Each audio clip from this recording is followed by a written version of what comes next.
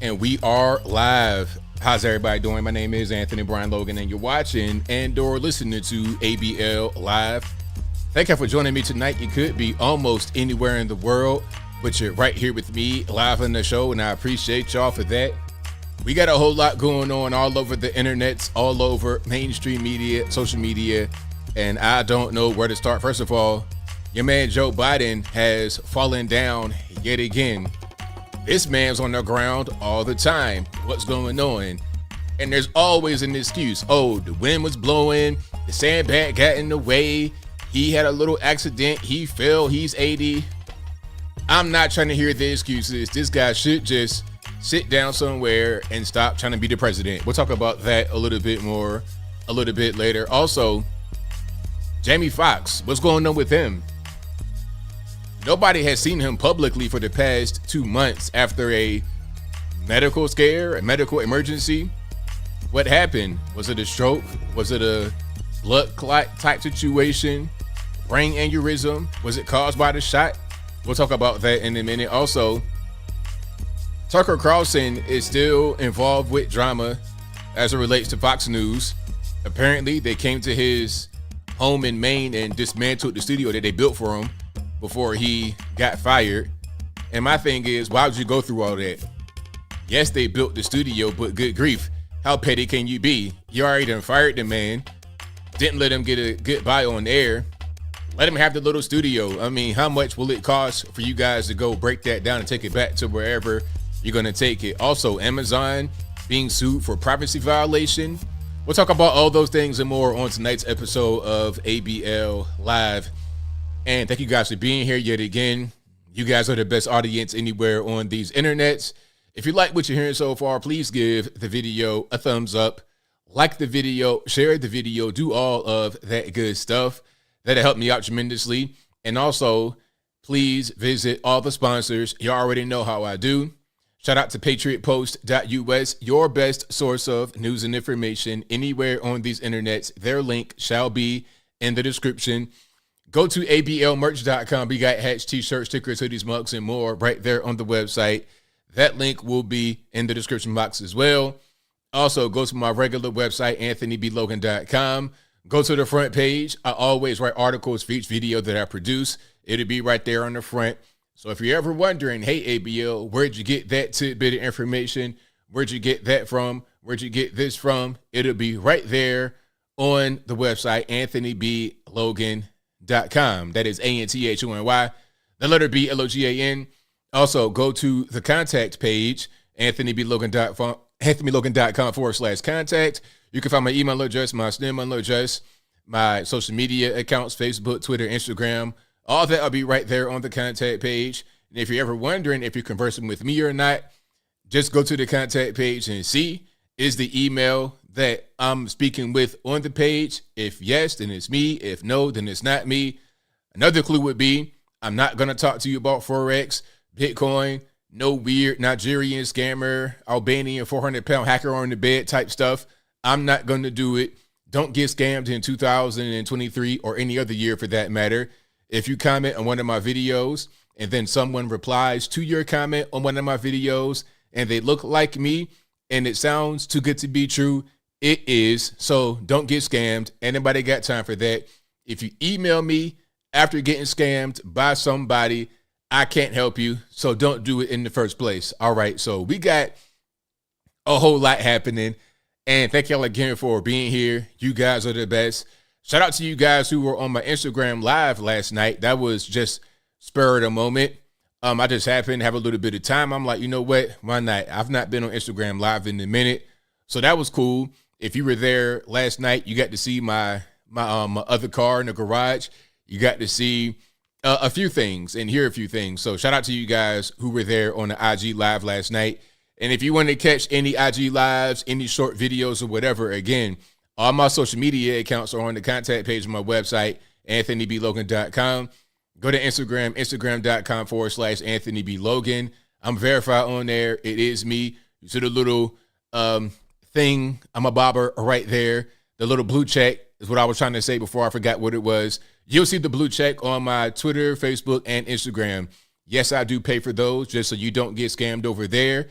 And a good way to see if it's me or not, if it's a blue check, it's me. If it's me. It has my face and the blue check, that's me. Because one thing about Facebook and Instagram, same company, Meta, they require you to do ID verification. So that's most certainly me. Twitter, on the other hand, doesn't, but most people are not going to pay to scam you.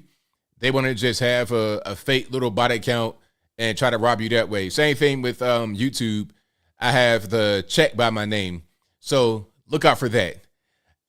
There is a whole lot we're going to get to. Oh, and before I really get into the meat and potatoes and a few things I've not discussed in the video on my YouTube channel as of yet, this is a podcast you're listening to right now. It'll be available audio only as well. I was late with the audio only last time because we had a power outage. And normally what happens is I record the audio podcast, my mixer right here. And then immediately after the show is over with, I can just upload it right away straight from the mixer. Like I upload it to my desktop, convert it from WAV to MP3, throw it up on the platforms, and then I'm good. I can be done just right after the show is over with. But I had to wait until the morning until the video fully rendered on YouTube to then take it from YouTube and then convert it from the MP4 to the MP3. Long story short, I couldn't do it right away, but I will do it right away after the show tonight.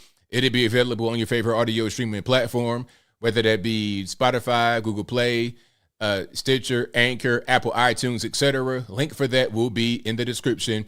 Or go to your favorite audio streaming platform and search ABL Live. I should be right on up. And it will be available for all you guys on those platforms for free at 8 a.m. tomorrow morning, Eastern Standard Time.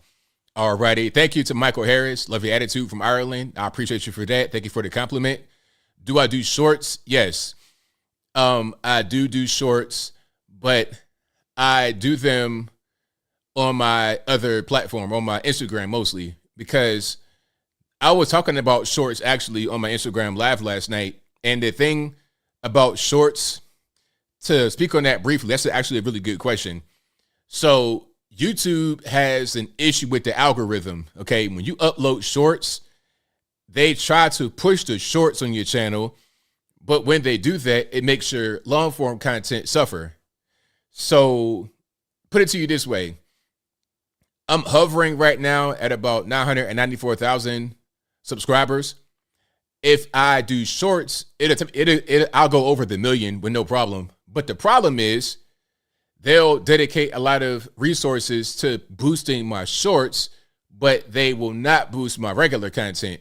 And your regular content is your bread and butter. You don't make any money at all from the shorts. So this platform needs to be the moneymaker. I'll put the shorts on Instagram because I don't need to make money over there. Instagram, Facebook, that's just for you guys, just to have other kind of content.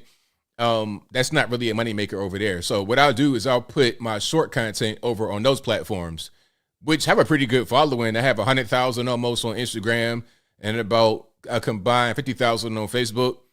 Twitter's like 50,000 as well. So all my non-YouTube platforms are like 200,000 followers combined. So I put that content over there for you guys. So long story short, yes, I do shorts, but I think I'm going to put the short form content on my other platforms and not YouTube because it damages the reach of my regular form content, which defeats the purpose of me doing YouTube, So that's just what it is. All right. Hold on. David One says I block all shorts because it overrides my tablet orientation lock, slows down to 1x speed and goofs up the entire UI. Oh, so are you're one of those guys who watches videos on 2x speed? Okay, I understand. That's very popular, actually. I see that quite a bit. A lot of people that I know who are content creators, when they're reviewing videos, they have to revert it back to the 1x speed because they normally watch on 2x. Personally, it's hard for me to watch on 2x because, I don't know, I'm just a weird person. I talk fast anyway, so for me to watch on 2x is just kind of weird in my mind. It's just, I'm used to listening to people when they speak slowly, and so when it speeds up, it's hard for me to really, my brain can't handle it because I talk fast. So it's weird hearing somebody else unnaturally talk fast, if that makes any sense, but I digress. All right, so basically, the short form content will be over there. Um, Kai's Parchments asked me a good super chat question already. What was my take on the Foxx town hall with 45? I did not even know about that until it was happening. I was gone somewhere and I came back and it was on. I was like, okay, we're doing this right now. I had no idea. I thought it was pretty good from what I saw. There were some good questions and answers from Trump. It was an enthusiastic crowd. I think he was an hour, right? An enthusiastic crowd, good questions, good answers. I thought it was pretty good. Yeah, so I had no issues with the town hall. I wish I had known about it. I wish there was more marketing surrounding it. I felt like I had no idea that it was coming out. It's weird. And, I'm glued into the news 24/7. I eat, sleep, and breathe it. So for me to not even know about it was really strange. I had no idea it was happening until it was happening. So my critique about the town hall would be it could have been marketed better. I feel like I know about other things, like when Joe Biden's doing something or somebody else is doing something, maybe even a DeSantis, but I didn't know that Trump had a town hall on Fox. What was that? Last night, right? I had no idea.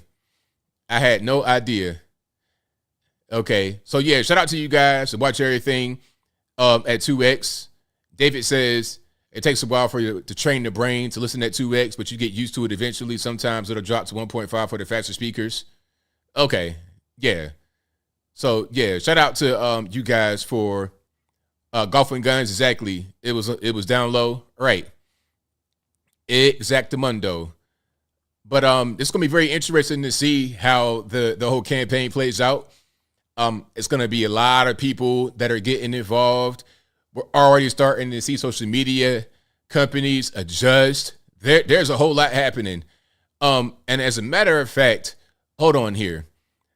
Before we even get too deep into it, did you guys see YouTube reversing the whole thing about their rule they enacted in December of 2020 about election interference or about election fraud? Remember back then, right after or right during the election in 2020, there were quite a few claims from the right that said the election was stolen. Remember, it was stolen, it was rigged. And then if you said that on YouTube and other social media platforms, your channel might get nuked, your video will get deleted, or it'll get downranked, it'll get deboosted. Matter of fact, I didn't get a strike, but I got a warning. Now, if you guys know about YouTube, if you don't know about, I'll explain if you don't know what I'm talking about. So I have an active guidelines warning for a video that came out in March 10th, 2021. Okay. And this was because I covered the live video of Trump at CPAC in Orlando, March 10th, 2021. Is it still there? Yeah. So it got removed for violating YouTube's community guidelines. All right. Let me see if I can still see it here. All right. So I appealed it and it got rejected. So my video got taken down, but I didn't get a strike. I got a warning. A warning is what you get before a strike. And I'm reading it right here. I would put it on the screen, but I don't want to show too much of the back end stuff. But it says your content was removed due to a violation of community guidelines. Because it's the first time, your account isn't affected. You're only warned once, and this warning will remain on your channel. Your channel will get a community guideline strike if it happens again. So like basically, okay, if I get another one of those same things where a video is removed, then I get a strike. And then if I get a strike, I can't upload, post, or stream for 1 week. And of course, you guys know 3 strikes and you're out. They will delete your entire channel or they'll ban you. I'm not quite sure if you get deleted completely, but they'll ban you. You'll be gone from YouTube. All right. So, and all that I did was just cover him in CPAC Orlando. And I think the reason why the video got removed is because he was speaking about election interference. Now, here's my question.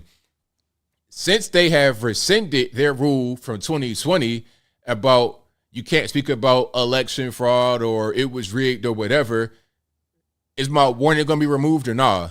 Or is it going to stay there? How about those that had their channels deleted? How about those that had videos removed? How about those who had their videos downranked and deboosted? Will they have reparations given to them? Will they get repaired? Will they get compensated in some kind of way? Will the channel come back? Will the videos come back? That's what I want to know. Now, before I even get into it, let's bring up an article from Axios, because we're going to get into a few details. And I'd like to know why they are reversing this. And you guys let me know. Let me put it on the screen right quick before we even jump straight into it. You see this right here. Scoop: YouTube reverses misinformation policy to allow U.S. election denialism. Now, you got to excuse some of the wording here, because a lot of these papers, they'll write stuff in a way that is opinionated. You know, how can I say this? A lot of these papers will write things that are factual. Like, they won't lie in what they're saying, but the way they express themselves is deceptive at best, because they are trying to say things through coded language to make you think a thing that's different other than what it is. And also the way they write things is their form of expressing an opinion in the fact-based article. You see what I'm saying? Election denialism, these are dog whistles. Rather than just saying they reversed their policy in 2020 that allows for elections to be criticized, they'll say election denialism and all this and that and the third. You see what I mean? Little code words like that. All right. So why do you think this is happening? Is it happening because they want more free speech? Are they trying to cater to the right? Or do you think that they realize that the left could lose? And if the left lose this election in 2024, they're going to be the ones crying about, it was rigged, all this, that, and the third. Because remember, let's go back, shall we? Let's go back to 2016 when Trump won against Hillary Clinton. What did Hillary Clinton say? It was rigged. Vladimir Putin interfered. Rigged. I'm the real president. He lost. I won. That's what she said back then. Now, was there any cry about election denialism and you guys are ruining the integrity of the republic? Was there any cry about that back then? I do not remember that. As a matter of fact, her cries about Russia being involved is part of what led up to Trump being impeached for Russia being involved with the election, which was a big nothing burger. They found nothing. He got impeached and he beat it. Remember, okay, that all came from the Russia spying and everything else. Really, if you really want to talk about it, the interference in the election came from the U.S. federal government, not the Russian Federation. Okay, that was just kind of a smoke screen by way of deflection. But different story, I digress. And then remember, Stacey Abrams, when she got beat the first time by Brian Kemp as a governor of Georgia, and then, what was that, 2022? She got stomped into wine. I'm talking about she got stomped like nobody been stomped before. I'm talking about American History X, curb stomp. She got stomped into wine the second time, but she lost fair and square both times. She lost the first time. What did she say? I won. I'm the real winner. He cheated. He didn't win. They're cooking the books, all kind of stuff. Stacey Abrams denied the election. So did Hillary Clinton. But when they did it, it's not really a problem. But when you do it, all of a sudden we got an issue. All of a sudden we got a problem, right? But why do you guys think this is happening? So let me just read a little bit. I won't read the entire thing. I did a video about this already. I'll put it out tomorrow. I already got it scheduled for tomorrow. But the top here, in the reversal of its election integrity policy, YouTube will leave up content that says fraud, errors, or glitches occurred in the 2020 presidential election and other U.S. elections, the company affirmed to Axios on Friday. Now, I think they're doing this because they realize the left are going to deny the election results when they get stomped in the wine, and they don't want to look like hypocrites when they keep their content up, but they delete our content. Because if you're going to have a policy like that, it's got to apply to all of us across the board, not just certain people at certain times because you want to prove a political point. You can't do that. All right. So let me see. Oh, and here it is. YouTube established a policy in December 2020 after enough states had certified the 2020 election results.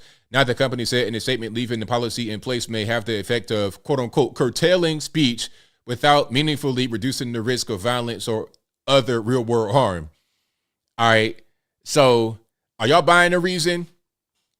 Are y'all buying a reason or not? I'm not really sure that I'm buying it. I think, again, that they want to be hypocrites when they leave up stuff from the left, like Hillary Clinton, Stacey Abrams, etc., when they lose, because they know that's going to happen. Because it already didn't happen. It already happened. So that's pretty interesting. Again, I have a video about that coming out tomorrow to get deeper into details on that. And as far as Stacey Abrams, to speak on her right quick, I don't think she has any intentions on trying to win elections anymore. I don't think so. I think her goal at this point is to be kind of like a, what do you call it? Like a mercenary, a political mercenary. She'll just go do and say things for no reason. I saw Stacey Abrams in the Middle East somewhere with a vest on. I'm like, Stacey Abrams, what are you doing over here in Yemen? I don't know where she was. Like, hold on. I gotta find this. Hold on. Where was Stacey Abrams? Africa, Middle East, somewhere. Yeah, no. Okay, wait a minute. Okay, hold up. Okay, Athens, Georgia. I'm not trying to read that for you know. Okay, she's monitoring elections. Let me just find that. Yeah, I clicked on a news paper from Athens, Georgia. They're trying to talk about, oh, you got to pay. I ain't paying a dime. Hold on. So let me see. Okay, yeah, here we go. Washington Examiner. There we go. Yeah, she was in Nigeria talking about, wait a minute, Stacey Abrams acting as, okay, let's not get in the way. Stacey Abrams acting as international observer in Nigerian elections. It's like, what are you doing in Nigeria? You're trying to be the governor of Georgia and lost. Are you even in government in the United States? Why are you in Nigeria? She's just trying to be a political mercenary doing whatever they tell her to do. Okay, the left thinks she's like Oprah, this big fat black lady that can just win an election because of how she looks. That's not how it works, okay? You can't be in Georgia trying to run on an anti-gun policy when everybody loves their guns in Georgia. I don't care if you're black, white, Puerto Rican, candy stripe, left, right, it doesn't matter. Everybody loves their guns. I was watching something on social media where the Real Housewives was talking about, hey, you know what? There was an attempted break-in into my home and I had my gun and I'm ready to let it off. Real Housewives. I'm talking about, like, you know what I mean? Soccer Mom TV. Soccer Mom TV. Yeah, I got my gun. I'm ready to roll. Running an anti-gun campaign in Georgia is completely moronic, but she did that. But somehow she's a victim talking about, oh, I didn't lose. I was robbed. Man, please. She's not trying to win. She's just trying to be what the left want her to be. A mercenary, a political mercenary. Hold on. Matter of fact, can I find that clip right quick? I think that might have been Kenya Moore. Yeah, that might have been her. Yeah, that might have been her. Can we get some sound on this or nah? Yeah, wait a minute. So look, here go to that's Kenya Moore right there. Now, Kenya Moore, if you guys don't know, from the Real Housewives, I think she was like Miss USA, or she was in that pageant, like a beauty pageant winner, participant. Very beautiful woman with the blicky, with that thing on her, ready to let it go. Georgia, we don't play about the guns down here, okay? I live right here on the line of Georgia. I'm like an honorary Georgian in my humble opinion because I'm not too far from the border. I'm both. I'm Georgia, Tennessee, and I'm still West Virginia and Virginia. I'm like the southeast of the country. That's me. So yeah, Stacey Abrams running a campaign against guns when people need their guns down here is completely moronic. All right. I'm over. Hold on. Matter of fact, this is her talking. All right, let's get some of this right here. Real with y'all right now. I just had 3 motherfuckers come to my front Oh, okay, sorry about the cussing. It's not my fault. Blame her. door. So these are the guys that came to her door. It's kind of hard to see. Let me just come back out right here. And whoever edited this video with the music, you're hilarious. What is this music? I mean, is somebody get ready to die right now? I don't understand. and knock on it. I didn't know who they were. They climbed over my fence where I live. Like, who are these people? They look like they're not. These do not appear to be like your typical robbers. You know what I mean? I'm seeing they're looking like fast food employees. I'm not really getting home invader, running your crib type situation. But regardless of what, you shouldn't be on this lady's property, climbing over the fence. I don't know what's going on. You know, looks can be deceiving. You might have all kind of guns inside of that jean jacket that the lady right here got on. Lady, ma'am, sir, I don't know what the pronouns are. It could be all kind of guns in there. I don't know what's going on. Anybody invite you, you're trespassing. I'm getting my gun right away, right? And came and thought it was a good idea to say, hi, Kenya. The music is killing me. Lady, Shay E Day, you're wearing me out with the editing, but I like it though.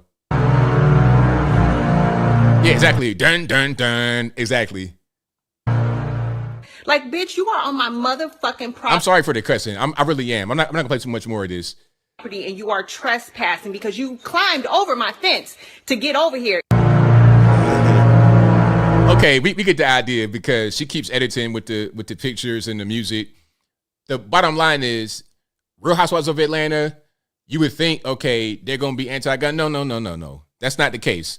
So back to my original point. Stacey Abrams running an anti-gun campaign in Georgia was completely ridiculous. Everybody loves their guns. Everybody needs their guns. It is what it is. They're gonna, when it comes time for it, they're gonna let it go if they need to. Let me see if I can find a better picture of the gun pulling. Maybe I can, maybe I can't. No, I think that might have been the best picture. Yeah, there should go right there. So yeah, you're not taking the guns away. You know, she might be out there in a pair of high heels or whatever. Okay, bit crazy, wig and weave. But I'm gonna let that thing go, and I'm not gonna miss. But I digress. If you like what you're hearing so far, please give the video a thumbs up, like the video, share the video, do all of that good stuff. That'll help me out tremendously. Oh, hold on. Matter of fact, I got another picture. I got a picture of her with the thing, and then the miscreants running away. So that's her right there, coming out the house. Okay, running out the house. See the little leg coming up right there, running out the house, and then you seeing the terrible triplets. You seeing these nut jobs, morons run away. All right, and icing on the cake, if they would have ran away and fell on camera, that would just been the perfect. That would have been perfect to see that on camera, but we didn't get to see that. Anyway, let's move right along. We got quite a few topics on deck. Yeah, exactly, NW. She was upset at the time, of course. So it had just happened. There's a lot of cussing going on because she just had to do with that. She just went outside with the burner and had to do with that. Okay, hold on. Matter of fact, yeah. I think it was the same shirt she had on and everything. But anyway, let's move on here. Now, what else we got going on? Oh, rogue artificial intelligence, rogue AI. Have y'all seen that? Now, this story is totally crazy. Can we just get into it right quick? Because what in the world? So, the story was that there was a simulation, and in the simulation, the exercise was for an AI-powered drone to eliminate certain targets. And when the drone had an obstacle where the drone could not eliminate certain targets, the drone turned on the human operator and killed the operator, the human being. Now, this was a simulation. This means that it was not real. It was a simulation, like a computer exercise, okay? You put in a scenario of a thing happening, and you're able to observe what would happen if you did it in real life. But the Air Force came out and said, no. We never did a simulation. It never happened. And people kind of got confused. Like, are they trying to say that the thing did not happen in real life, meaning there was no exercise in real life and the person didn't die in real life? No, they're not saying that. They're saying there was no simulation at all. They're saying it was a hypothetical. It was anecdotal. Anecdotal? Hypothetical? that is redundant.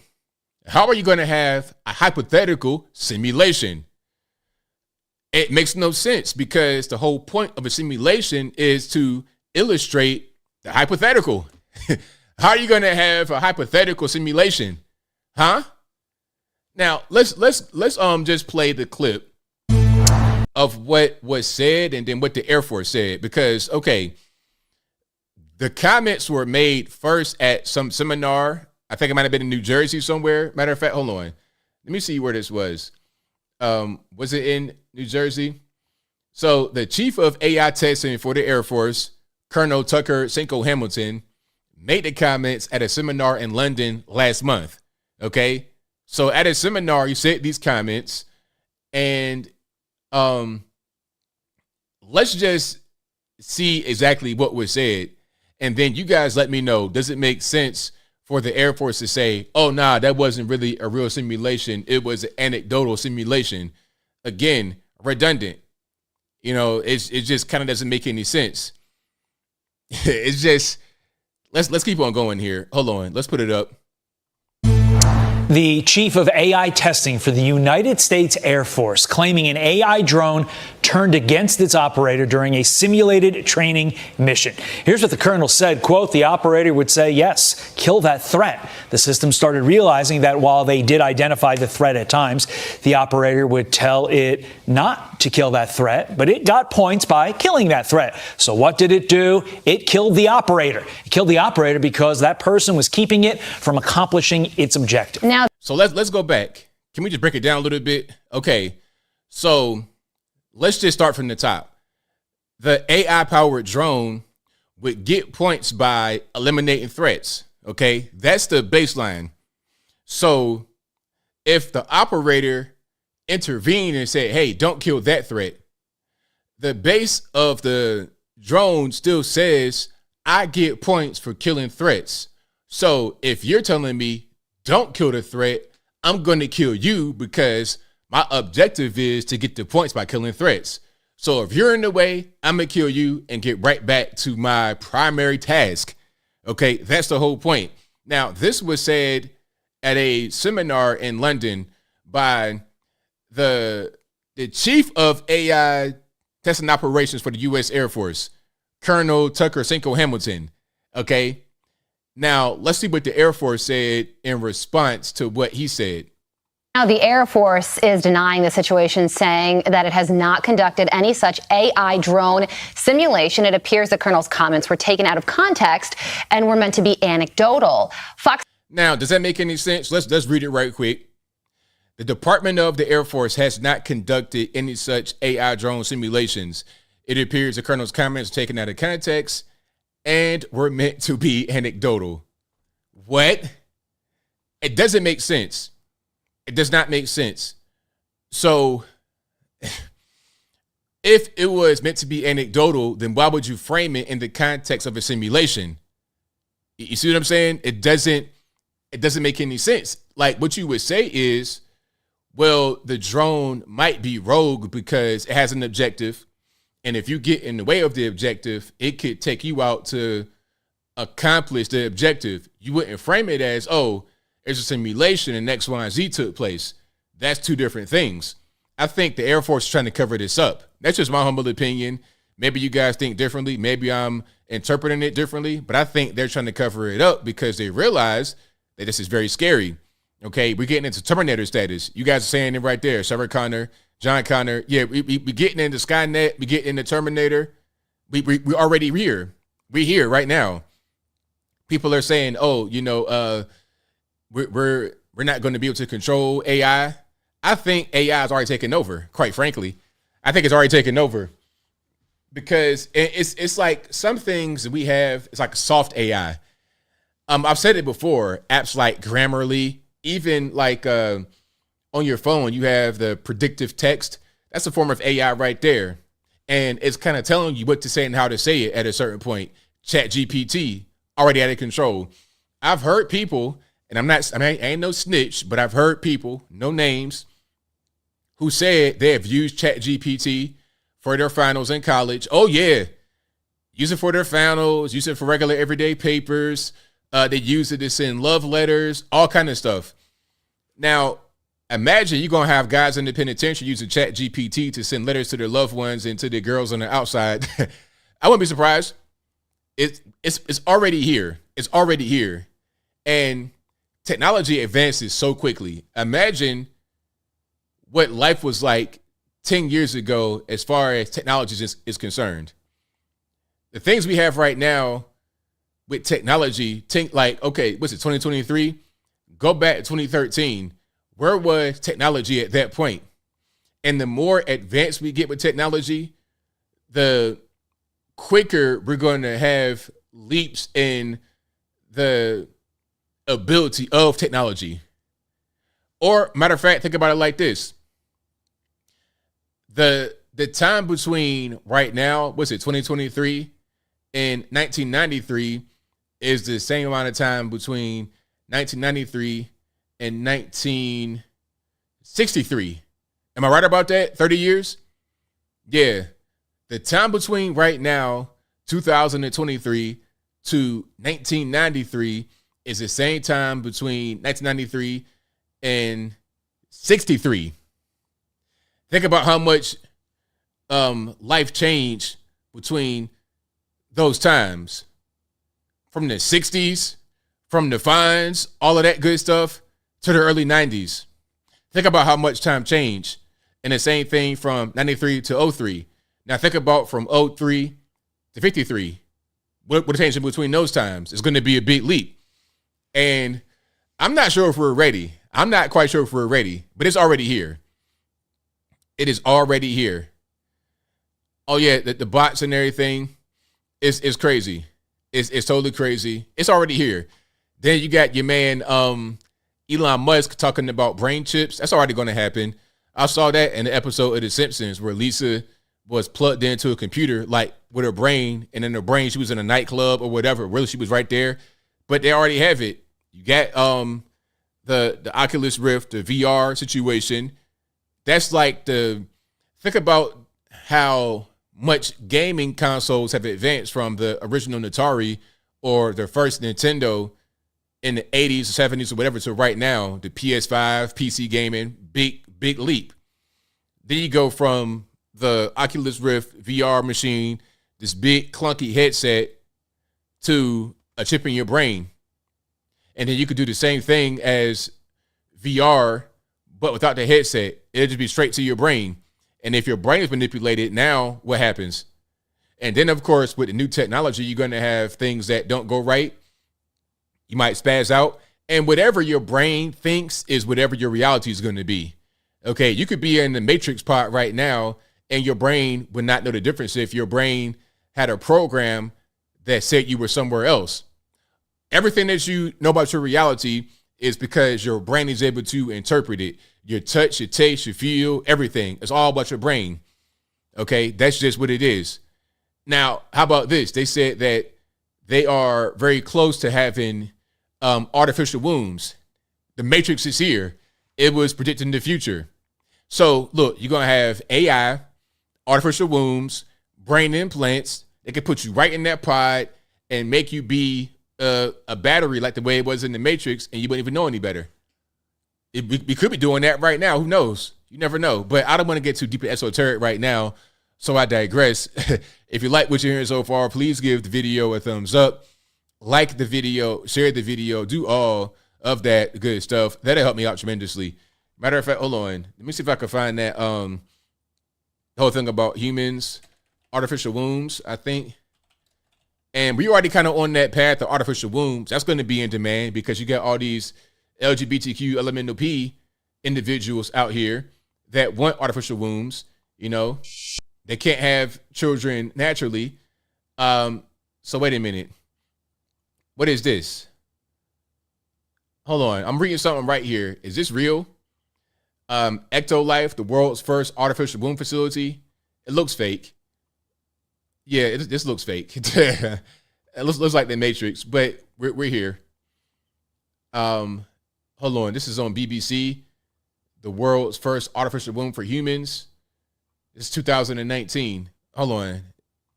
It says, Okay, let's not do that. It says scientists in the Netherlands. Let's zoom in a little bit. Say they are within 10 years of developing an artificial womb that could save the lives of premature babies. Premature birth before 37 weeks is globally the biggest cause of death among newborns, but the development also raises ethical questions about the future of baby making. We meet Lisa Mondemaker, the designer of working with Maxima to create a prototype. This is 2019. And again, technology goes so quickly, they could already be done and you wouldn't even know it. Matter of fact, when they said, okay, we're trying to get a prototype, it could have already been finished. They already done clone sheep and stuff like that. And they already are doing the stuff with artificial insemination, where they're able to select certain things genetically. Okay, you want baby with green eyes, blue eyes. You get a whole designer baby. Okay, you got these women that's like 1,000 years old wanting to get pregnant or have a baby. You can rent a person. Well, I don't want to say that. I don't want to be offensive. You can get a surrogate and then put the egg in her that you create, that you kind of genetically modify, like GMO food, put it right in her, and she gives birth to the baby. And then they're going to say, that's unethical to do that. That's human trafficking. Let's put it in the artificial womb. Matter of fact, let's have a whole laboratory, a matrix lab. And then when they're in the womb, they could be doing stuff like getting the heat and whatnot from them, using them as a power source because we got climate change to deal with. And we're trying to cut down the carbon emission. I'm going way too deep. So I digress. I'm going way too deep. Y'all see how I be in the rabbit hole. I be in the dungeon for real with these rabbit hole topics. But if you like what you're hearing so far, please give the video a thumbs up. But back to the whole Air Force thing. Do you think that the Air Force is trying to cover up the simulation, or are they telling the truth? That it was really just a simulation, or it was not a simulation, excuse me. It was a hypothetical. It was it was just, so it was a thought. It said it was a thought experiment. It's like, really, a thought experiment? Is that what it was? So the chief of AI in the Air Force did not glean data from simulations to make that statement. He just thought about it randomly like a philosopher. Is he Jordan Peterson just talking from his thoughts? Or is he a guy that is studying this stuff by doing exercises and simulations and reading data, and he's able to give you an educated statement about what could happen? Y'all let me know. What makes the most sense? Is he going to be a philosopher or a scientist citing scientific study, research, data, etc.? All right. But that's pretty much it. So we got a lot more going on, a lot more topics. Oh, I got a video to change gears. I've not played this video on my YouTube, but it's on my Instagram. Okay. Now wait a minute. It's about the illegal immigration. Now we know about illegal immigration. These guys are coming in here by the boatload from all over the world. And to be clear, it's not just Mexicans. They come from all over the whole world. China, Europe, Africa, South America, Australia, even Canadians come through the southern border illegally. The biggest group, I would say Mexicans coming across, because it's right there. Mexicans, Guatemalans, Central Americans are the biggest group because it's right there.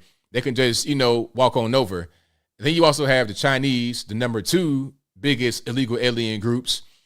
And the question is, where are all these illegal aliens going? What are they doing when they get into the country? Well, a lot of them work. They work jobs. Now, here's one thing about these people that work jobs. What do you always hear from those who are proponents of illegal aliens coming into the country? Oh, they do jobs that Americans don't want to do. Is that right? I'm not quite sure that's right. Matter of fact, I know it's not right, because maybe, just maybe, they're doing jobs for cheaper than Americans want to get paid. Okay? Who wants to pick blueberries for $5 an hour? Huh? Who wants to build houses for $9 an hour, $10 an hour? Go to Chick-fil-A right now $15 an hour. Why would you want to be outside in the sun, in the rain, in the snow, in the sleet all day, sun up, sun down, playing mariachi band music for $9 an hour building houses? Would you want to do that? I think not. Actually, is that even right? Your house might cost you $500,000, 1.1, 1.5, and the guys that build it get paid $10 an hour. Is BS. It's just people that are trying to put money in their pockets. A lot of greed going on. All right. It's not even about Americans not wanting to do it. It's about you want pseudo slave labor. This is the reason why we have so much of our economy dependent upon China, because although we ended slavery in America, all we wound up doing was exporting our slave labor to still get cheap labor so we can afford to have a lifestyle with all these things at a very cheap price.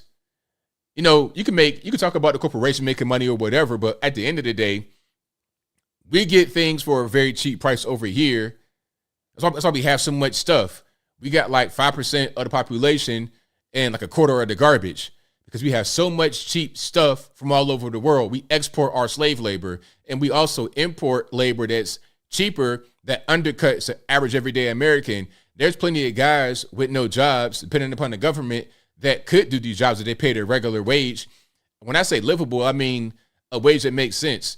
Okay, why would building houses pay you $10 an hour, but literally flipping burgers pay you $15 an hour? It makes no sense. Make it make sense. How does Chick-fil-A turn a bigger profit than building houses that cost way more? Now, hold on. Here is a good video from a guy that I found on the internets. Let's check it out. Hold on. Reckless Conduct says, I used to rate blueberries $4 an hour in the 80s. Hey, it ain't really gone up too much. It ain't really gone up too much. So let's check it out here. All right.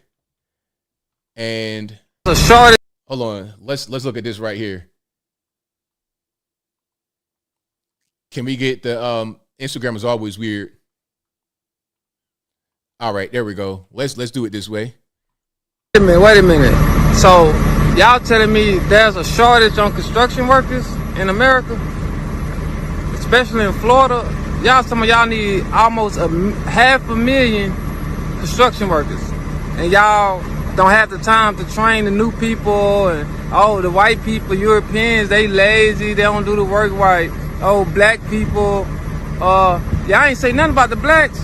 We been in construction. Y'all kicked us out and said we not paying these Negroes $25 an hour, $24 an hour, $30 an hour. Let's go hire these Mexicans with no documentation that's coming across the border, give them $9 an hour, $10 an hour. And they gonna work sun up to sundown, dance and eat mangoes. Meanwhile, kick the black brothers out. I was doing construction for 10, 11 years, bro. I went to school, I became a certified operator. I can operate every heavy equipment. I understand construction, I can read blueprints. But I left, I quit because Mexicans are racist. They don't want the brother on the machines. They rather see Jose or Rodriguez, a Mexican on it. And the Mexicans are racist. I'm in Texas, and they are racist out here. They rather see Mexicans.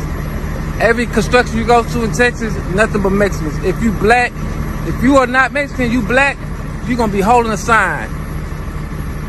Paying you $12 an hour to stand there and hold a sign. When an operator like me, advanced, read blueprints, certified, can operate, they rather pay me $18. I'm not doing that shit. So now, y'all talking about there's a shortage, right? So it's time for the blacks to come on back, get their jobs back, pay them the money and stop pocketing this shit while y'all paying the immigration status undocumented Mexicans $9 an hour, $10 an hour, and pocketing the rest. Y'all can't do that no more. So these contractors are crying, and now y'all bitching. You feel me? Now, hey, if I was you black brother, I left. I went to driving. Mostly all blacks in Texas, if you black in Texas, they kicked us out the construction industry. So now you're going to find us driving or getting CDLs. That's what. Wait a minute. So what do y'all think? Was he on point, off point, or whatever? Now, let me just say this. The racial element, I think, is there. But I've heard white guys say the exact same thing. The exact same thing. Like I've spoken to white guys in person that built houses, and he's like, yeah, you know what? I was in the industry building houses, but I don't speak a certain language, so they don't want me there. When you see construction sites, at least where I live, it's going to be 95% Mexican or some kind of Central American, Guatemalan, Venezuelan, Honduran, Nicaraguan, Mexican, like some kind of Spanish-speaking, native-looking person. You're going to see them on the construction sites. If you see anybody else, it's going to be the foreman. It's going to be a white guy.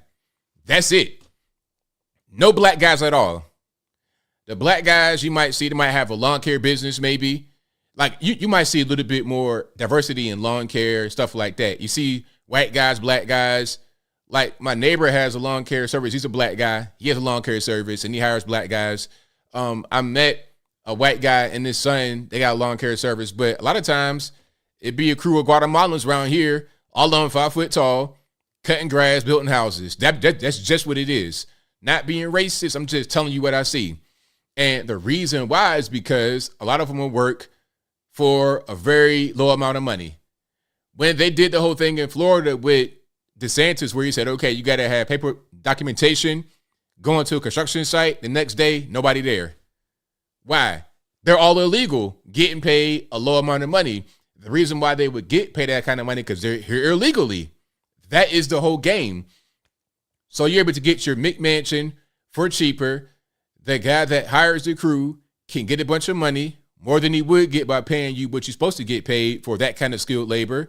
And then your house is going to be made poorly, okay? It might fall down in a very short period of time.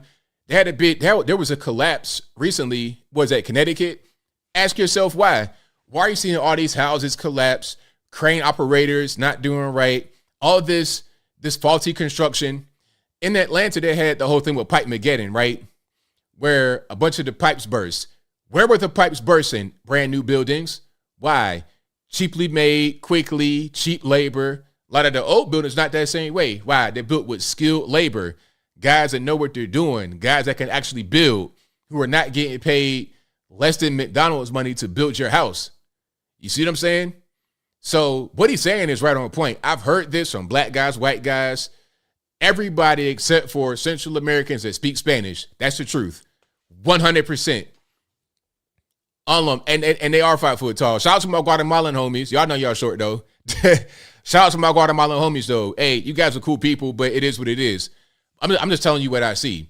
That's the reality of what's going on. So again, when somebody says to you, well, they're illegal aliens, they do jobs that you Americans don't want to do, is BS. They're just getting paid a low amount of money. They're being taken advantage of because of their illegal status. That's all that it is. It's nothing about race from my point of view. It's legal versus illegal. Shout out to my legal Mexican homies, my legal Guatemalan homies. They don't like this either. My legal Honduran homies, they don't like this stuff.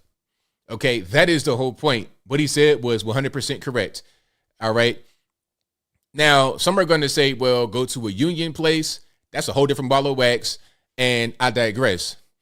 But I will say this. If you voted for a particular thing, if you voted for people that, well, in Texas, you can't really say that, right? Republican state. But if you are a person that supports illegal immigration, then you can't really complain. But if you're against illegal immigration, you don't like what's going on, you have the right to voice your concerns.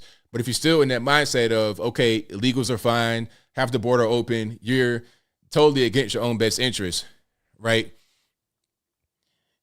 Somebody says they work harder. Do they work harder? I can't tell because all these buildings are crumbling around me. Like, that's why they always say a lot of these new constructions, a lot of the new builds are poorly built. Why are they poorly built? Is it because the materials have gotten weaker? Is it because guys, you don't have good architects? We don't have good technology? No, it's because you're getting a bunch of cheap laborers that don't know what they're doing. So working hard how? Working hard, not building properly, having brand new houses with catastrophic problems. Look, and I'm not speaking about just a race thing. I'm speaking about unskilled labor, cheap, unskilled labor. Now, where I live, it's a brand new development, right? When I moved into my house in 2020, at the end of 2020, they were still building the neighborhood up because every house was like kind of custom. You go through a book and you select what you want, whatever. So they were still building houses when I moved in here. So a lot of these houses are like 1 year old, 2 years old. I've heard horror stories from my neighbors. I'm talking about you had to dig through somebody's slab foundation after the home was built. Everything's been inspected or whatever. They don't know what they're doing either. Look, had to dig through the slab foundation. You got these kind of like pseudo septic tank type things that don't work properly.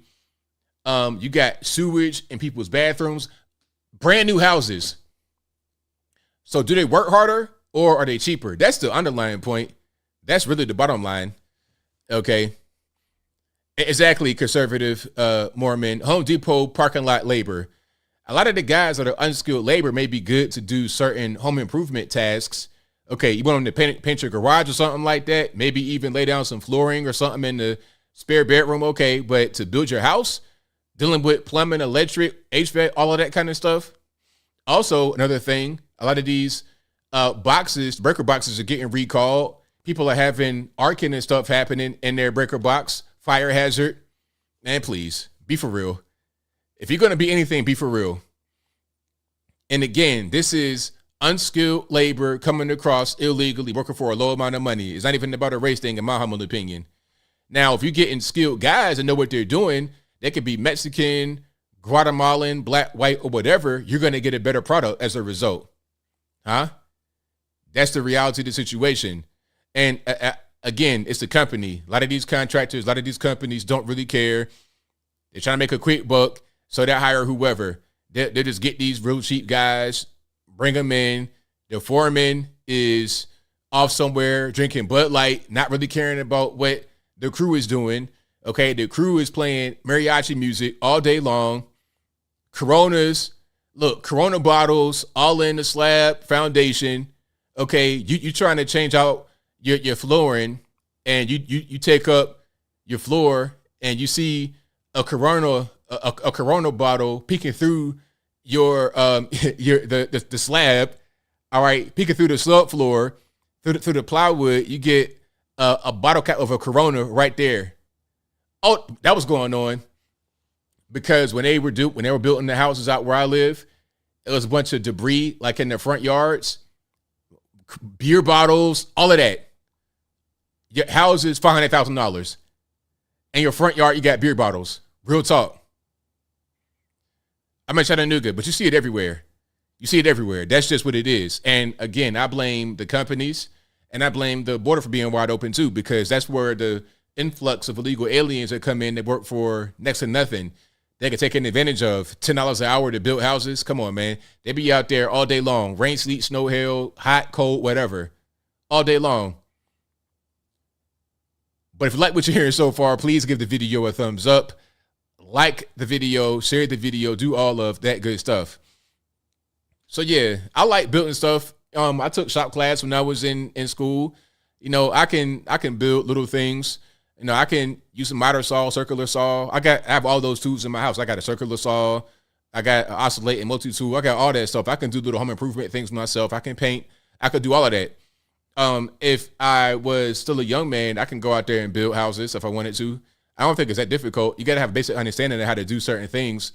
When I was in high school, we built sheds and sold them as part of shop class. I can sand, whatever you want me to do. I still have those skills right now. Okay, it's not that difficult to be a basic laborer, but to have skills, like you got to be a little bit more. You got to have a little bit more of an advanced thing going on with yourself. You know, reading blueprints and things of that nature is a little bit different. Grading soil and all that is not the same thing as just being able to swing nails into, you know, some wood or use a impact driver or a nail gun or something like that. It ain't the same thing. That's not difficult to do, in my humble opinion. I had friends in high school that was roofing. I had friends when I was in high school. I'm talking about we were 15, 16 years old roofing. It ain't that difficult to do. But the more skilled things are difficult, and that's where the quality of the builds in 2023 has gone down the tubes. But I'm triggered, so I digress. If you like what you're hearing so far, please give the video a thumbs up, like the video, share the video, do all that good stuff. I could build a doghouse all day long, ain't no problem. Straight to Home Depot, get my materials. You know, I already got a bunch of tools right here. I got nails, the screws, I got my impact drivers, whatever I need, I can just zip, cut it, measure it, and that'll be pretty much it. I need a mariachi band sound. Like my man Coach Greg Adams, I need one of those, a mariachi band sound. That music is good though. I ain't gonna hold you. When they're building them houses, I find myself vibing. Whenever I'm outside, I'm vibing to the music. Okay, some of the cartels and whatnot, you see the cartels, some of these videos on YouTube of the cartels, and they playing the music in the car. I'm vibing. I don't care. I don't know what's going on. They're probably talking about killing the whole neighborhood, but the happy music, the happy instruments always get me vibing. All right. But I digress. Let's keep on rocking here. We got a whole lot going on. Let's keep on rocking. Oh, the Amazon lawsuit. Have you guys seen that? Speaking about houses, home improvement and stuff like that, the Amazon lawsuit. So Amazon started a lawsuit for $30 million because of privacy violations. Now, who didn't see this coming? Right when they announced these devices, your Alexa and Ring camera, I figured there would be a problem. And you guys talking about Dos Canales, Ranchero, Correos. Shout out to all them. I don't know nothing about that. I could be saying the wrong thing. I ain't trying to have nobody come to my crib.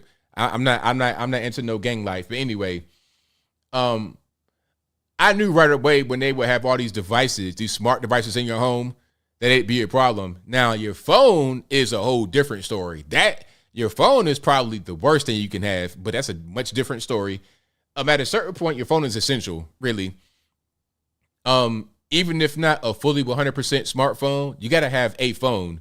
Maybe you go old school like your uncle and them with the Bluetooth and the flip phone with the, you got to push the button about 15 times to get one letter to pop up. You might need one of those. And no matter of fact, my uncle had one of those recently because he works on the ship sometimes. And you can't have a fully smartphone on the ship, last I checked, or last time he told me. So you had one of those old school flip phones to communicate. You cannot have like a regular iPhone or something like that.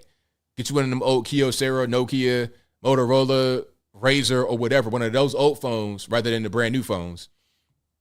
But anyway, your phone is bad enough because your phone can spy on you, but having an Alexa device where you say, hey, X, Y, and Z, and I don't want to activate your devices, so I'm trying to not say the thing. But if you have these devices and you call on it and it answers and you talk to it, you got to understand that it's recording you. I've seen quite a few videos of people playing themselves speak every time they call on their device. And the reason why they could do that is because maybe it was local storage or cloud storage. It recorded you talking to it, and it's recording you all the time, or it's always listening. It's always listening. In order for your device to hear you, it's got to always listen. It can't just turn on whenever. It's got to always listen. And the same thing with these doorbells or whatever. A lot of times they're just on and they could just record whenever it needs to. But the problem is that these a lot of your videos from these devices are being uploaded to the cloud. And they have these engineers working on the servers or whatever, working on the cloud, and they can access your videos whenever they want it. That was the whole thing. So you thinking that anybody really watching your videos, anybody really seeing what's going on? Meanwhile, it's a guy. You have no idea who it is. You have no idea who they are watching your videos. And the worst thing about these Ring cameras is that people have the Ring cameras inside the house. I was watching the NBC News clip, and the anchor said that a friend of his had 9 Ring cameras in their home, in and around their home. So they had cameras outside their house and inside the house. The Ring camera with the doorbell and everything, they had that inside and outside their house. It's like, well, what are we doing? I think at a certain point, we might need to go a little bit old school. We had security cameras back in the day, but they weren't online. They did not send videos to the cloud. We need some of the old school stuff with the big VHS tapes. You go to a gas station, they still got those, right? That's why when you go to a gas station and, okay, they're looking for somebody that then shot 45 people and they get a picture of them and it looks like Bigfoot, Loch Ness Monster, like Blair Witch Project, super blurry. You can't tell what's going on, right? You don't know if it's a male or female or Bigfoot, Teen Wolf. You don't know what's going on because of the quality of the video is so old from these devices. But guess what? That device won't be hacked by the federales. It won't be on the internet for some dude to go through and just watch. What if you got a Ring camera in your bedroom, huh? And you got some dude who knows that and is routinely watching your Ring cam videos and you don't even know about it. So, of course, there was a lawsuit because of that. And then there was a lawsuit about Alexa. I don't want to say because I'm activate your device if you got one. The voice activated Amazon product. There was a lawsuit there because this product would take voice patterns of your kids and remember it for way too long. So now we're starting to develop patterns of children and whatnot. So like zoom out a little bit and look at it. If you have Ring cameras in your crib and you have the voice powered device in your crib, somebody can see the inside of your home, the schematics. They know your voice pattern. They know your work pattern. They know what you do for recreation in your bedroom. They know all of that if they are observing what's going on. And you never know who's in these companies working. It could be somebody that you know. It could be an enemy. It could be a private investigator posing as some engineer. It can get really crazy.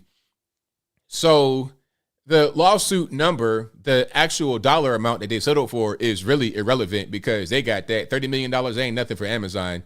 Okay, that's a tax write-off at the end of the day, for real. That's nothing. The problem is a lot of these devices operate the same way. They upload to the cloud. There was one company that got in trouble for this. I don't want to name the name because I don't want to say the wrong thing. But they got in trouble. It was a big backlash in the boycott because they said that their products only store videos on local devices, meaning at your house, and they don't upload to the cloud. But they wind up going to the cloud regardless. That got exposed. Now it's a big problem. You said they won't get uploaded to the cloud, but they are on the cloud. Who's watching it? If you trusted them originally, you might do certain things in front of the camera thinking that it's only going to be for your eyes only, but it's not. Okay? You see what I'm saying? You see where I'm going? So it could be very, very weird. But a lot of these cameras, Ring cameras, do that. They upload to the cloud. And at a certain point, you might have anybody that can watch it, and you might not want that watched by anybody. All right? So just be careful about some of that stuff. If you want security and whatnot, holla at ADT or one of these real companies and be like, yo, all right, I want cameras in my house and around my house, but I don't want it to be online. I don't want it to go to the cloud, and put that in writing. Put it in writing. And if you violate that, I'm going to sue. I'm going to take your whole company. All right. I'm going to be the boss. I'm going to be the new CEO of ADT when you're done. Okay. You're going to be in Pelican Bay playing basketball. Ain't going to be no more ADT. Nothing going on. All right. But I digress. If you like what you hear so far, please give the video a thumbs up. Like the video, share the video, do all that good stuff. Yeah, the cloud, it can be hacked, it can be accessed, so just be careful. Be careful. Have everything encrypted. Don't get in the way. You know, don't just let stuff be out there because it can be seen by people. Exactly. ZV says, I know your co-workers, family members, and your friends. And people are so concerned about securing their home, which you should be concerned about securing your home, right? That's a good thing to be worried about, securing your home. But if you are placing devices inside your home that tell an outsider everything about what's going on, it says everything about your patterns, your friends, your family, your activities, what you do, what time you're home, what time you're gone, how your kids look, how your kids sound. You're giving them more than what they could ever imagine you can leave your door wide open at certain times. They still could not get all of what they have because they got to be in your house for a long period of time and be watching you.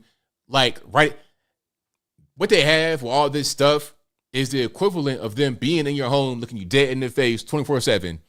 They can't do that. Even if they could break into your house, they can't have that kind of access to you that you give them voluntarily. You see what I'm saying? Oh, that's something else. No 72. They caught Roomba mapping homes. Yep.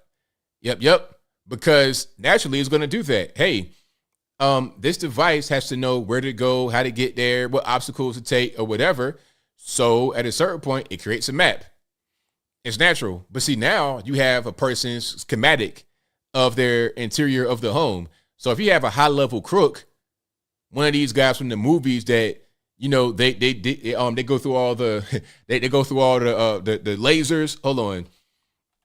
You see the movies where they be dodging the lasers, all this, you know, all this jazz. You know what I mean? Hold on.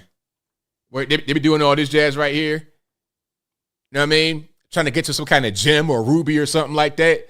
See, look, they already know how to dodge the lasers. They already know when they're going to turn on, when they're going to turn off. They know all that.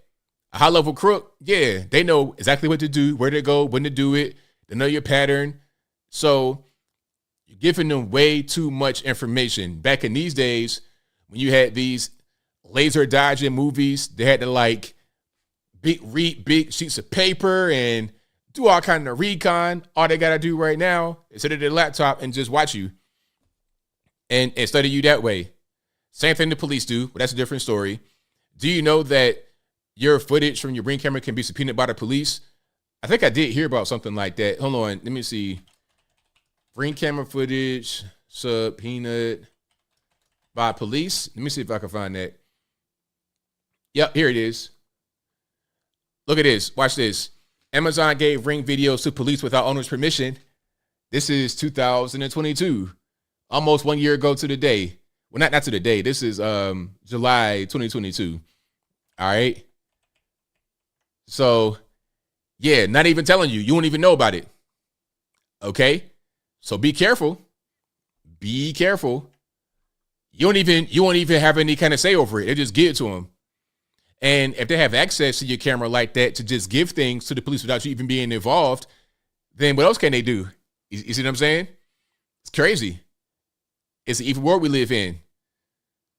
You got to opt to it on Ring. Did they change that or nah? Let me see. Ring, which Amazon bought in 2018, has repeatedly said that police can't view recordings unless clips are posted publicly or shared directly with the police. Though that doesn't apply to police subpoenas. That doesn't apply to police subpoenas and emergency requests. Huh? Told you. I told you. Yes, Amazon does own a Ring. Yes. And they also own another Ring-like product, but I don't know exactly what the name is. And I don't want to say the wrong thing. But yeah, they do own Ring. They bought them in 2018. Sure did. And this is why their listening device they have, it starts with an A, ends with a Lexa. It pairs with Ring. You see how that works? It works well with Ring because they're designed to work together. They want to have like kind of a walled garden, like how Apple does with the iPhone and the iPad and the MacBook and all that good stuff. You see? And the same thing Google does with the Nest thermostat, the Nest doorbell, the phone, the Nest hub, all that good stuff. All right. And then the same thing with the one more Google product. I forget what they have, but all the products from one company work well together. All right. So was there more I wanted to get to? I think that's pretty much it. But yeah, that video right there about Amazon and the police, that was 2022. Righty. So that's that. Here's the one from Reason. It says police can access your Ring camera without a warrant. After Amazon admitted it gives Ring footage to police departments upon emergency requests, San Fran Mayor London Breed wants cops to be able to access any camera at any time. Defund the police. Defund the police. They say in California. But also, let's have the police access your camera on your door at any time for any reason without your consent. Now, I'm all for the police, law enforcement, or whatever, but okay, you can't just bogart my personal belongings like that without even asking me. If you ask me, I might let you get my camera. Don't just bogart it like that. Are you violating my rights right now? I think you are, but I digress. If you like what you're hearing so far, please give the video a thumbs up, like the video, share the video, do all that good stuff. And how about this? If they can bogart your camera whenever they want to, and you have these cameras inside your home, what's happening? You could be being watched right now by the federales. Hey, listening to ABL Live, it could be a police agent like this right here. Oh, that was funny. Laughing with you when you watching me. Crazy. Oh, and they could be hacked, of course. That's a whole different story. I ain't talking about being hacked. They can hack baby monitors. They can hack smart TVs. That's a whole different story. I'm talking about your camera that is being accessed voluntarily without being hacked by the police. So, yeah, Fourth Amendment, Schmorth Amendment, Tommy Two Guns. Fourth Amendment, Schmorth Amendment, right? Let's just bypass the Constitution, right? Right?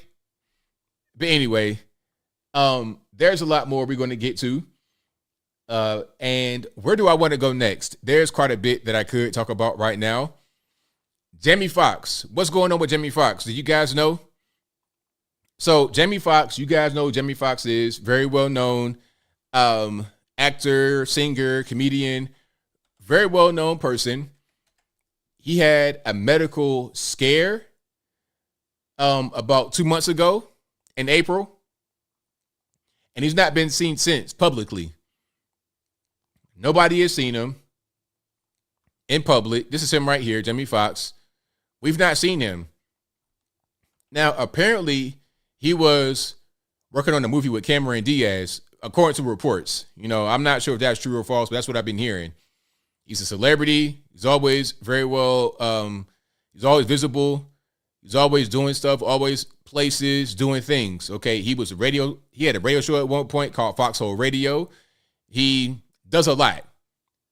Almost like Steve Harvey, but not quite. Steve Harvey is everywhere. Steve Harvey would be the next guy to be the groundhog guy.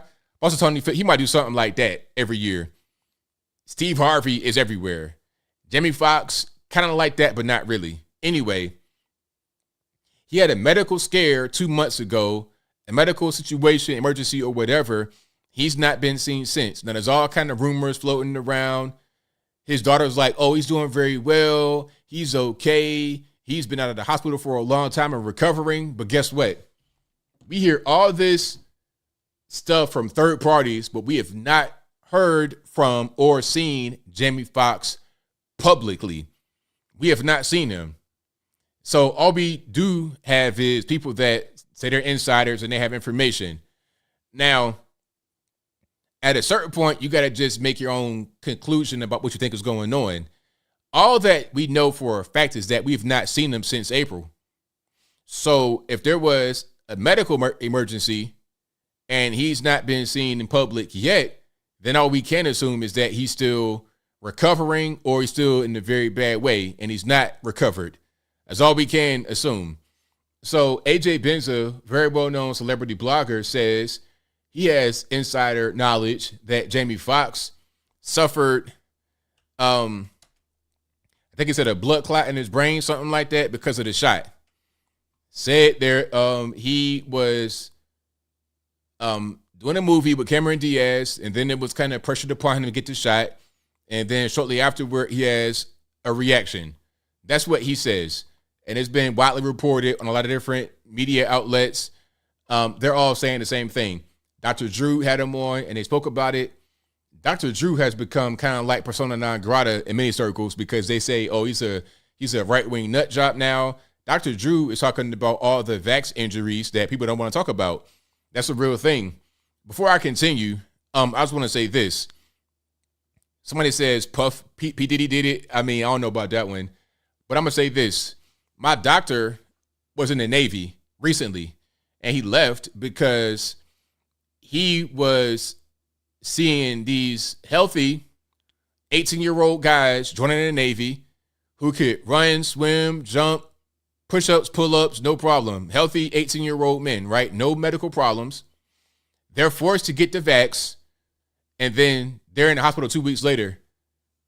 Blood clots, all kind of lung problems, all of that. But they never had one problem before the shot. In 2 weeks, they're in the hospital suffering life-threatening conditions. Now, I'm not saying the vax did it. I'm just saying they would come in totally healthy, totally fine, no problems, all right, all good, 18 years old, healthy young men. They could run, jump, swim, all of that. Push-ups, pull-ups, no problem. Passing all tests with flying colors. They get the shot, and then in 2 weeks, they're in the hospital with life-threatening conditions. Now, let's hear what AJ Benson says if you've not heard it yet. And let's go ahead and check it out here. I had somebody in the room who let me know that Jamie had a blood clot in his brain after he got the shot. He did not want the shot, but the movie he was on, he was pressured to get it. This movie he's doing with Cameron Diaz. And I'm thinking, is that why he blew up on the set a week before this medical emergency happened? Is that why he fired 3 or 4 people because he just had it with these mandates? I don't know. But what I found out from the man in the room was that the blood clot in the brain caused him at that point to be partially paralyzed and blind. Because if you read into what they were saying early on, he's communicating with us. That doesn't mean talking. That could be anything. It could be, writing, sign. I had somebody. So what do y'all think? I've been hearing this a lot. I've seen it all over the place. It's been widely reported that he got the shot and then got injured from the shot, and now he has problems. They say he's partially paralyzed and blind. I think that it makes sense. I think that that could be what's going on here, and that would explain why we have not seen him in the past 2 months. Again, the medical episode happened in April. We have not seen him since. Nobody's seen him publicly. People say that they've seen him behind the scenes, but nobody has seen him publicly.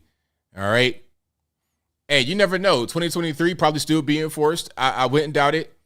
I wouldn't doubt it because you got to understand it's Hollywood.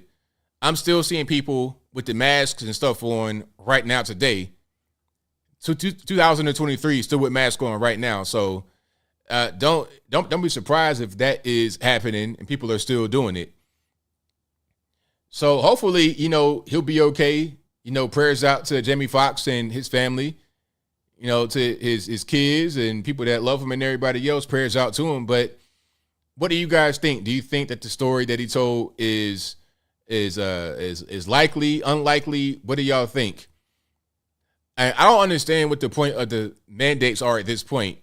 Is it just to save face? Because there's no benefit to it. There's nothing medically that you can really gain from doing it. So I don't understand the purpose in this whole thing happening. I really don't get it, but they really are just trying to, go there with it.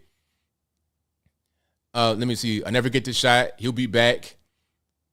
Let me see. Jab. Half the people at work still wear a mask. I'm in Minneapolis area grocery store. Yeah. I saw an old lady with one of them big N95 masks on the day. It's like, lady, they ain't gonna help you at all. You just walking around for no reason with that. You literally, it does nothing, but try telling them that. Try telling the person that has been convinced and demoralized when it comes to the mask. Okay, they could go on television all day and say that it doesn't work. It's little more than facial decoration. They can say that, but it doesn't matter. They have already been demoralized and they're going to believe whatever they've been programmed to believe. And it's really a crazy shame. So yeah, hopefully Jamie Foxx gets better and we'll see. We will definitely see. But all that I know is that we've not seen him. Hopefully we get to see him soon. And I'm going to tell you what, the longer this whole thing lingers, the longer it progresses and we don't see Jamie Foxx, the more that people are going to be like, okay, what's really going on? And they're going to speculate heavily. Right. But yeah, that mask gonna do a thing. That mask, security blanket. Yeah, exactly, Gary. Thank you. 100% correct. People in the cars wearing masks. Yeah. It's like, two of y'all said that. Siren Muscle and Stranded Lifeform says, still wearing masks in cars by themselves. So, Yeah. Yep, that's still happening. It's weird. And you know how I know people are demoralized and they just automatically think the mask protects them? I've said it before, but I'm going to say it one more time. I saw the mask wearing drop down before the first monkeypox outbreak was announced. It might have been last year, 2020. I think it was last year, right? Now, when they announced monkeypox, even when they said it's gay males that get it, gay promiscuous males that get it, right? Talking about something, if you had 10 sexual partners in the past month or something crazy like that, right? Even when they said that, when they announced monkeypox, people put the mask back on right away. Everybody put the mask on. Little kids, old ladies, everybody. It's like you guys are not in the group to, it doesn't matter because they've already been demoralized. Shout out to Yuri Bezmenov. I keep quoting Yuri Bezmenov. And if you guys have not seen Yuri Bezmenov and his whole thing about everything that's going on right now, please watch it. Please watch it. Hold on. Let me see if I can find just a piece of it. Just a piece. Hold on. Hold on. I'm gonna play a little bit of this because I don't want to play too much. I know we got time constraints. If you like what you're hearing so far, please give the video a thumbs up. Like the video, share the video, do all that good stuff. Let's play a little bit of this. Hopefully this is about demoralization and it gets down to the nitty gritty of what he's trying to talk about in a very short period of time. Let's check it out. The first one being demoralization. It takes from 15 to 20 years to demoralize a nation. Why that many years? Because this is the minimum number of years which requires to educate one generation of students in the country of your enemy, exposed to the ideology of the enemy. In other words, Marxism-Leninism ideology is being pumped into the soft heads of at least 3 generations of American students without being challenged or counterbalanced by the basic values of Americanism, American patriotism. The demoralization process in the United States is basically completed already. For the last 25 years, actually it's overfulfilled because demoralization now reaches such areas where previously not even Comrade Andropov and all his experts would even dream of such a tremendous success. Most of it is done by Americans to Americans, thanks to lack of moral standards. As I mentioned before, exposure to true information does not matter anymore. What do you say? Let's rewind that right quick. Before, exposure to true information does not matter anymore. A person who was demoralized is unable to assess true information. The facts tell nothing to him. Even if I shower him with information, with authentic proof, with documents, with pictures, even if I take him by force to the Soviet Union and show him concentration camp, he will refuse to believe it until he is going to receive a kick in his fat bottom. When a military boot crashes his balls, then he will understand, but not before that. That's the tragic of the situation of demoralization. All facts. All facts. That was Yuri Bezmenov, former KGB agent. That was from the 1980s. 40 years ago, and that rings true today, like he said it today. He can have that same, you can give the same speech right now today. It would still hold true. It would still hold true. Prophet Yuri, yes, Prophet Yuri. What he said right there in the middle of it, true information does not matter. I was just talking about that. They went on TV and said the masks don't work. They're decoration for your face. It does nothing. The virus goes right, the virus goes right through your mask. They're not trying to hear that because they've already been demoralized. Facts mean nothing.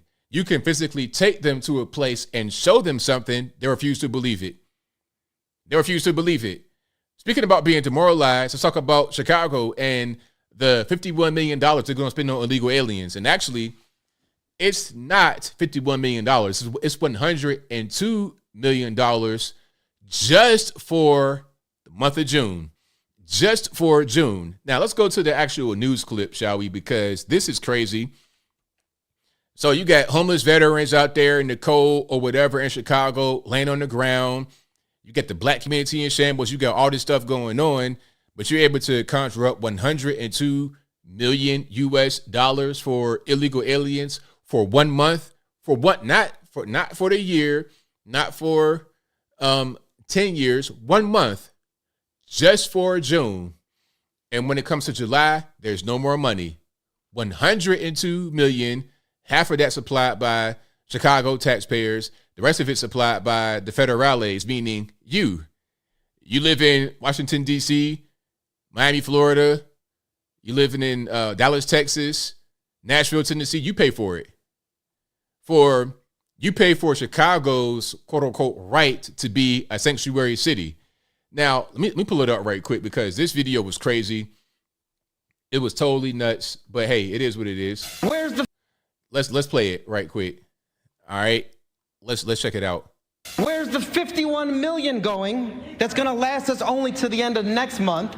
And what happens July 1st when we're broke again? Frustration boiled over during a fiery city council meeting as residents and aldermen disagreed on how taxpayer dollars should be used when it comes to migrants. Ultimately, $51 million in funding was approved to help care for asylum seekers in our city. Casey Cronus has the story now from City Hall. Passed in a 34-13 vote. That money will go toward housing, food, and other resources for new arrivals. But the decision did not come without contentious debate. The bottom line is, we're a sanctuary city. We've been bragging about it forever. We did nothing to prepare for it. Since last... Hey, what do you say right there? The bottom line is we're a sanctuary city. We've been bragging about it, but we didn't prepare for it. Now, hey, you said you want to be a sanctuary city. You say come one, come all. All right, so they're there. Now what are you going to do about it? August, more than 8,000 migrants have been dropped off in Chicago from the Texas border, with shelters and respite sites overrun. Families have been living on the floor in police stations. This is unacceptable. But those opposed to a massive budget amendment are questioning how the city can suddenly come up with so much money for new visitors when local communities remain neglected and homeless individuals are sleeping on the streets. How dare this mayor and city council have the guts to give migrants $51 million. During the city council meeting, the public weighed in. We have not gotten anything for our community, and we are sick and tired of being sick and tired. Enough is enough, and I voted for you, Brandon. Wait a minute, did you hear that? Let's go back. That was a passionate rant from the woman with the Afrocentric shirt on. But let's go back to hear the very end of it, because that right there kills the argument. Meeting, the public weighed in. We have not gotten anything for our community, and we are sick and tired of being sick and tired. Enough is enough, and I voted for you, Brandon. So wait a minute, what are you complaining about? You voted, you're literally admitting it right here. You voted for Brandon Johnson, the far left, not just left, far left, socialist. We love illegal aliens. We are a sanctuary city. Come one, come all. You voted for him. This is your fault. BLM, FIST, Afrocentric, RBG t-shirt. Why would you have all that on and then still vote for the guy that says come one, come all? That's your fault. Your complaint makes sense, but you asked for it. Why are you mad about it now? I don't understand. I don't get it. If I go to a car dealership and I buy a certain car, I cannot complain that I have the car now. If I go to the dealership, if I get a Toyota Camry, I bring the Camry home, I hate this Camry. I bought it. It's my fault. For you, Brandon. With tensions running high. Let's go, Brandon. One more time. Hold on. Being sick and tired. Enough is enough. And I voted for you, Brandon. With tensions running high, arguments and interruptions were frequent. I would ask that you would do it with some level of decorum. I believe that we can have public discourse without demonstrating the worst part of our debates. That $51 million covers the remainder of a projected $102 million that it will cost the city to care for migrants through the end of June. Did you hear that? The $51 million will cover the remainder of the $102 million to care for the migrants only in the month of June. $102 million that you pay for, whether you live in Chicago, Illinois, somewhere in the U.S., it's going to be state, city, and federal funding for illegal aliens, for Chicago to be a sanctuary city. How you love that? The rest coming from the state and federal governments. But it's unclear what will happen when this money runs out. Wow. Crazy, right? Crazy.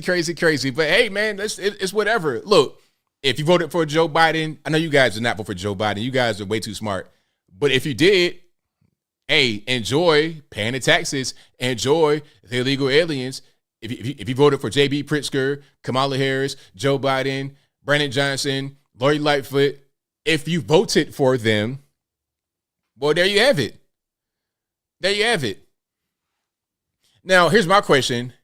I got a question for you guys, and maybe I'm a little bit off point. Maybe I'm not off point. Here's my question. How much of the money of the $102 million goes straight to the illegal aliens, and how much goes to graft? How much goes to graft? How much does Brandon Johnson get? How much do the aldermen get? How much do these little contractors and whatnot that know the people and everybody else, how much do they get? Is there a kickback? Are there any kind of sweetheart deals? Do we have any Maxine Waters, Ilhan Omar type stuff going on? Y'all let me know. I'm just asking questions. I'm just talking out loud. I'm just asking, is there any graft going on in a place like Chicago?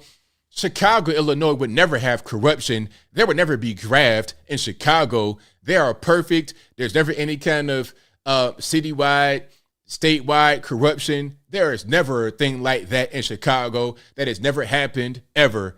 So maybe I'm barking up the wrong tree. But y'all let me know what you think about that in the comments below.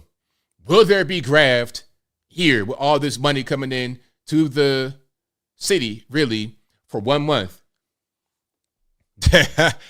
Man, this is crazy. Say it is Chicago, you know it. Yes. Consultant fees, exactly. Judge's King Sword. Yeah. Kickbacks and consultant fees and 10 for the big guy. Yeah. Y'all know it. 10 for the big guy. You already know what time it is. Okay. Same thing they do in the federales, they're going to do right there in Chicago, Illinois. You already know it.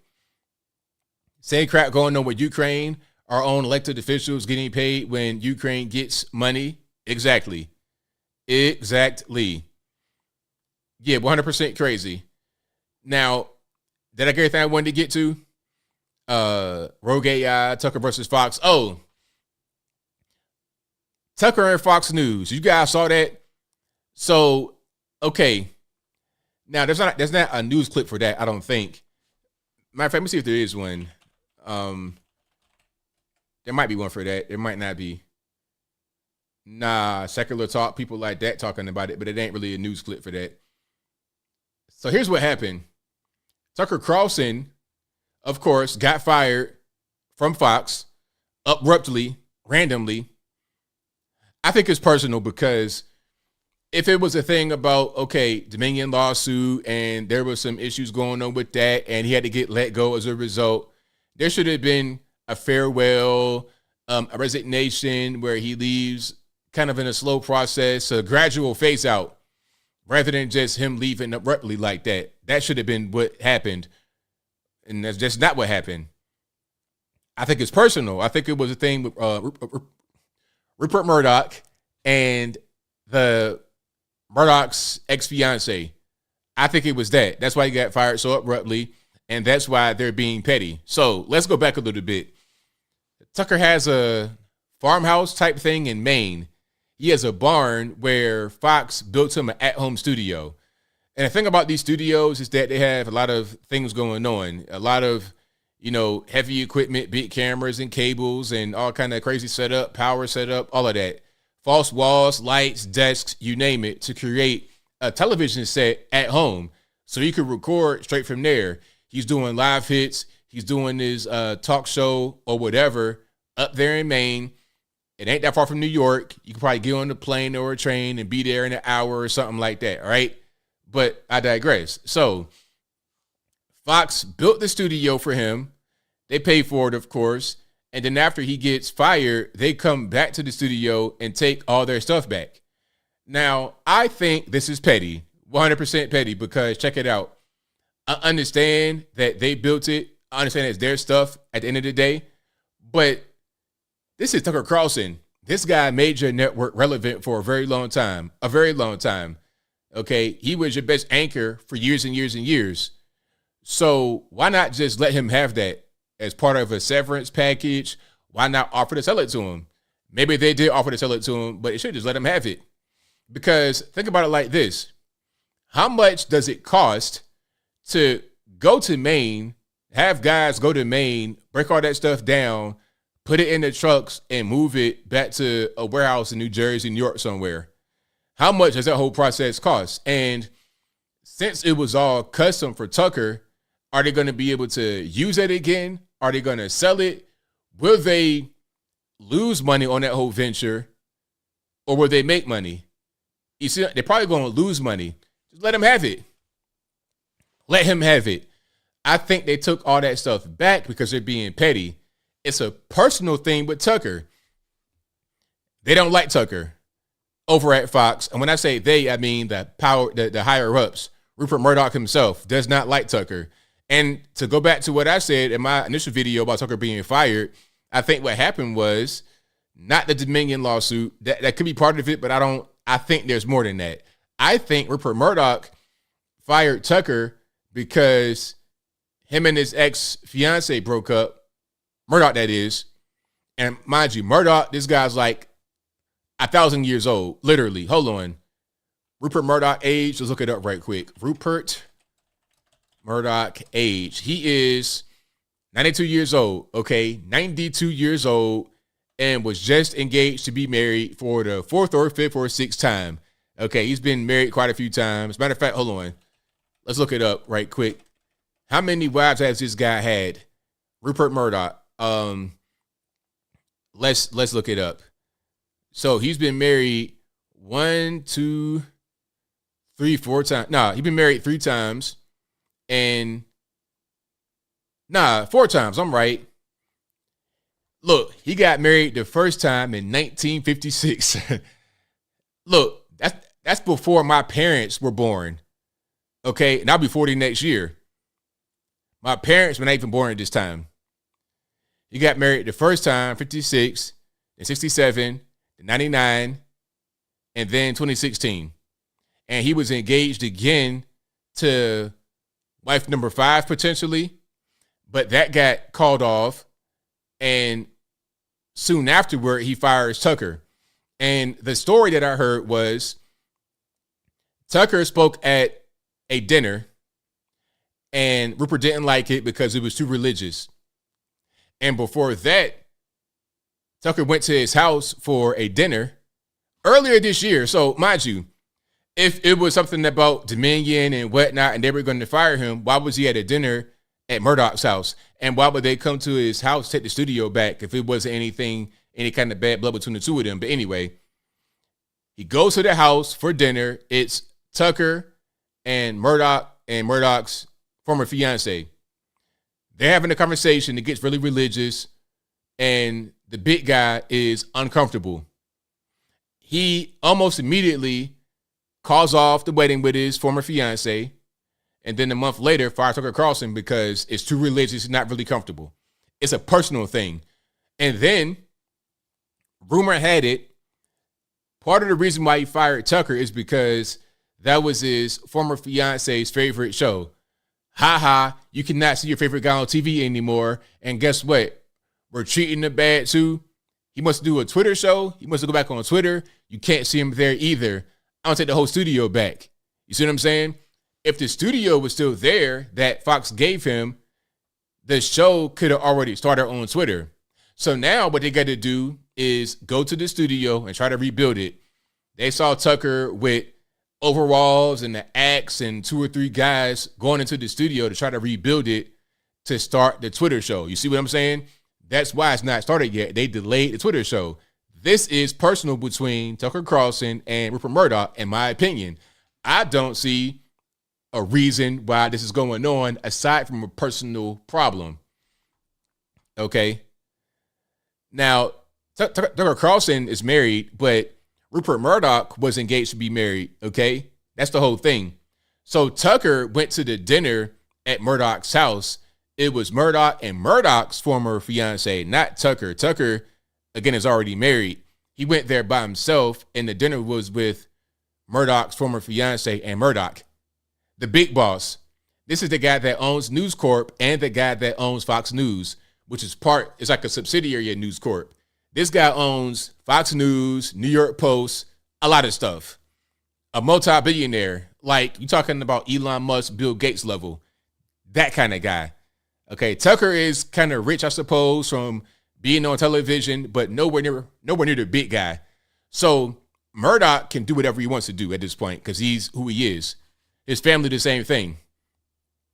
But anyway, it's personal for sure. Now, again, somebody could say that it's Fox's equipment and they have the right to it, yes, but at the same time, it's deeper than that. So, yeah.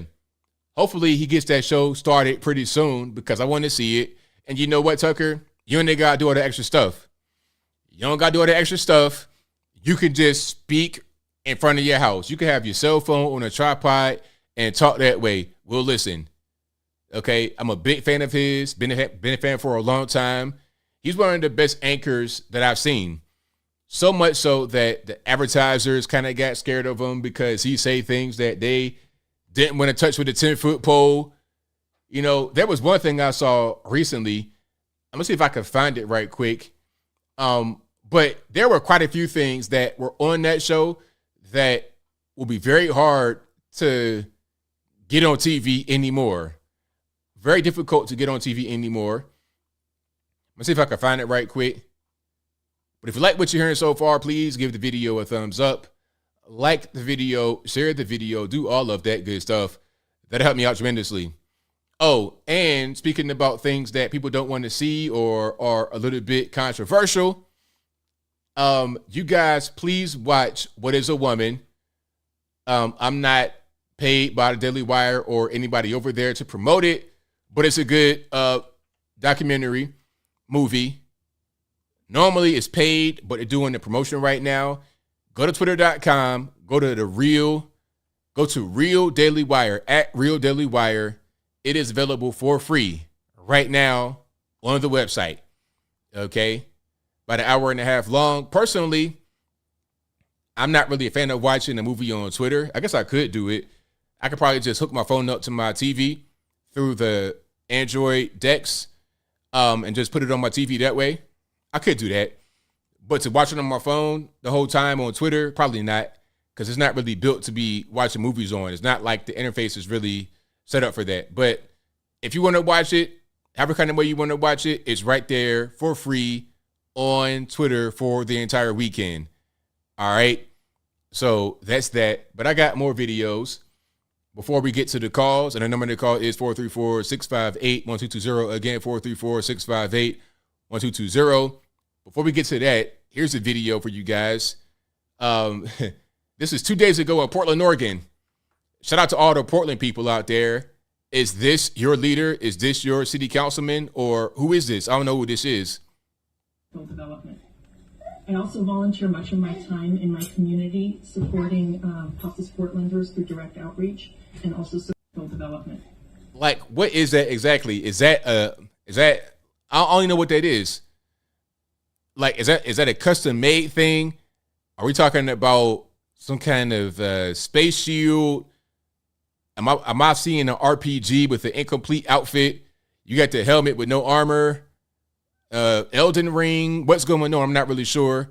I'm seeing a little bit of the ponytail out the back. Is that a security risk for the interior, ma'am? I'm not really sure what's happening. Somebody said Buzz Lightyear is exactly Buzz Lightyear. That's crazy. Toy Story in the face.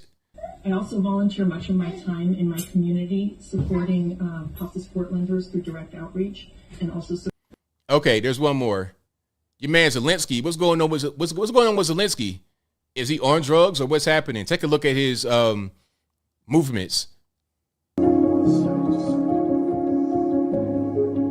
Okay, we got music. I don't want to play that. Like, what is going on? So all this fidgeting and fussing and like, what kind of drugs is he on? That cocaine was hit different in Ukraine, huh? But that ain't cocaine. That's methamphetamine right there. That's that Adolf Hitler. That's the Adolf Hitler pack right there. Whatever they had him on at the end, that's the same thing that they got Zelensky on. You know what I mean? Because Hitler was also a dope fiend. Matter of fact, hold on. Let me see if I can find. There was a video of him. Oh yeah. Here we go. You know, here we go. I was watching a video of Hitler tweaking. Hitler's on speed. You know, he did a lot of speed. Hold on, I'm gonna just turn the sound off because. So they said he was on speed. He was at the Olympics in the audience. Let me see if I can see if they're going to show it. Yeah, there he is right there. Yeah, same thing. You know what I mean? The more things change, the more they stay the same. Okay, you got all these dope fiend dictators all around the world. Yo, put the drugs down, man. Just say no. Anybody got time for that, right? You rocking and rolling right there in your seat. You can't stay still. Okay? Yeah, drugs are bad, man. Stay sober. Get clean. Get help. Get a 12-step program. Zelensky. What is going on? Anyway, I digress. Do I have more videos for you guys before we get to the calls and the super chats? I might. Maybe I do. Maybe I don't. Let me see if I got everything. And and prayers out to the people in India and the train crash. I'm not going to show that. It was way too graphic. They were showing videos of people getting like thrown into the back of a pickup truck, just dead bodies. It was too much. But I think there was like almost 300 dead and like 1,000 injured in the train crash. It was really horrific. I'm not sure what it is with India and trains. I don't understand. There's always some kind of accident, people getting hit by trains, all kind of stuff going on over in India with train accidents. I don't really understand why that happens so much, but it is what it is. But prayers out to them. All right.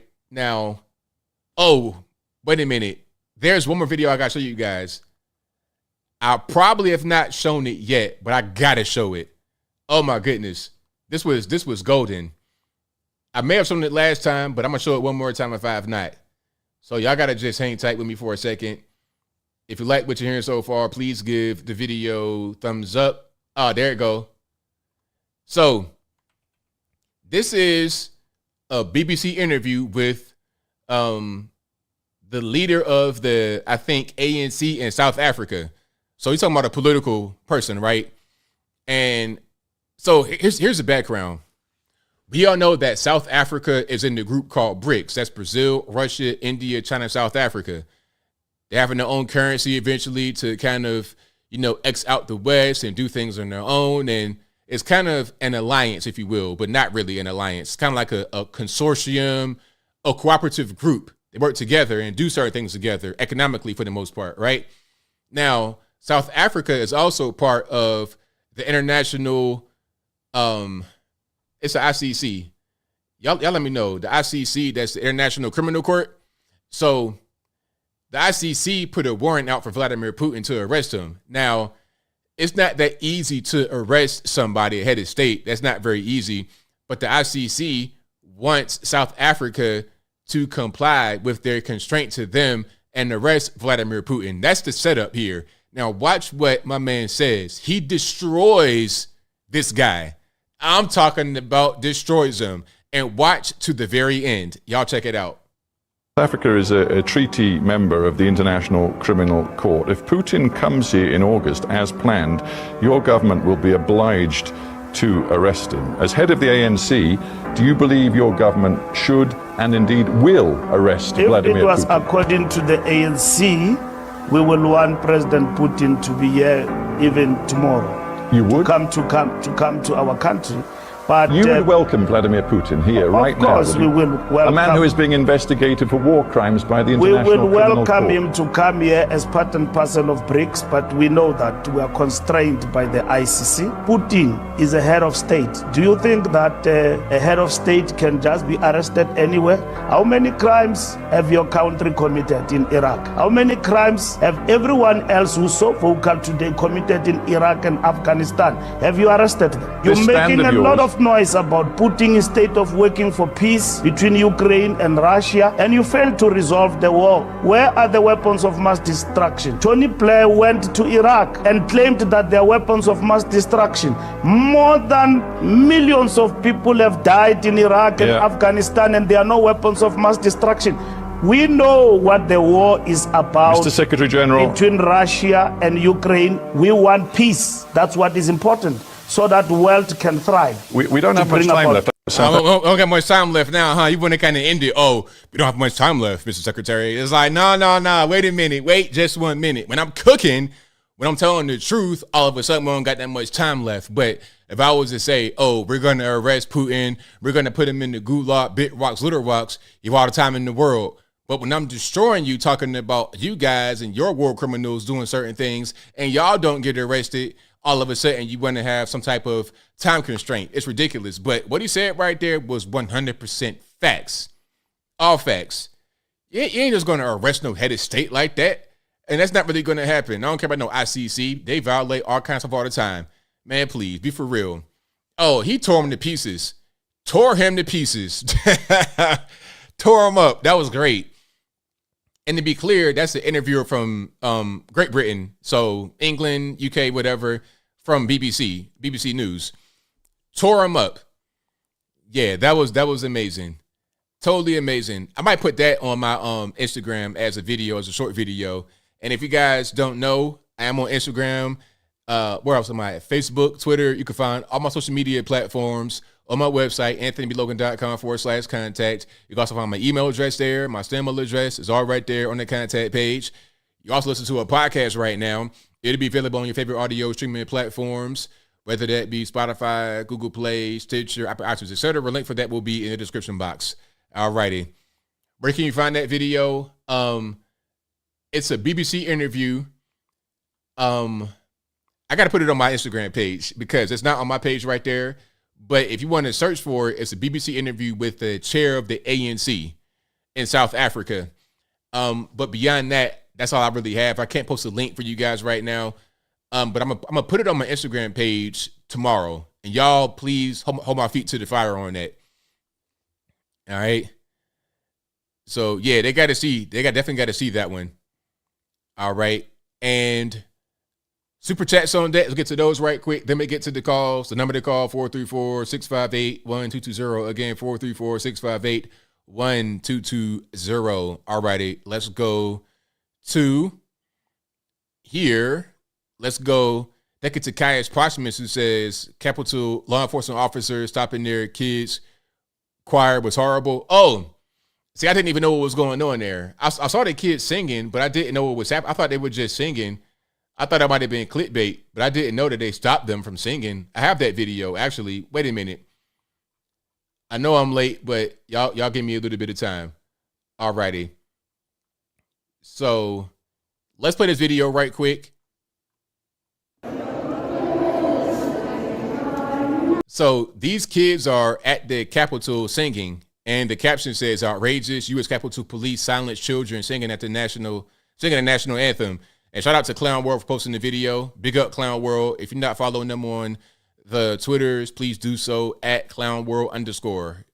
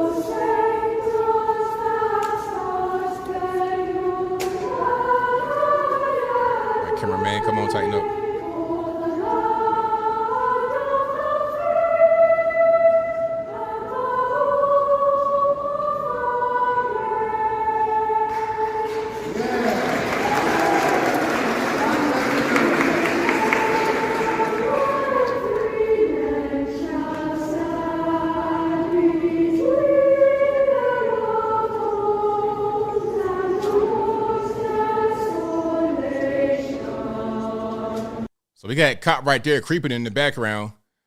You know, so I don't know what's happening. Let's let it play out.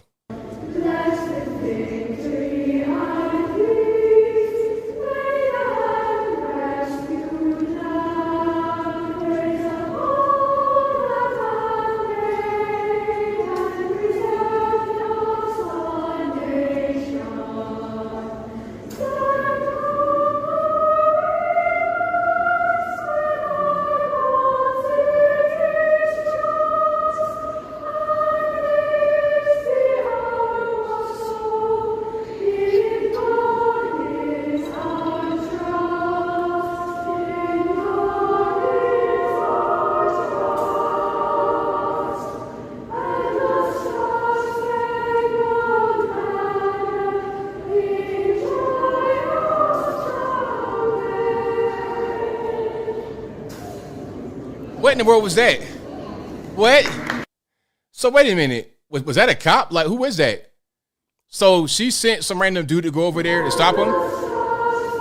Is that a cop? Who is that? So the officer told the dude to go over there and tell my man to stop? What in the world? What? Why? For what though? You got a whole crowd around a free concert singing patriotic songs. Why? Can we get that was a beautiful performance, by the way. You know, bravo to the kids. Hold on.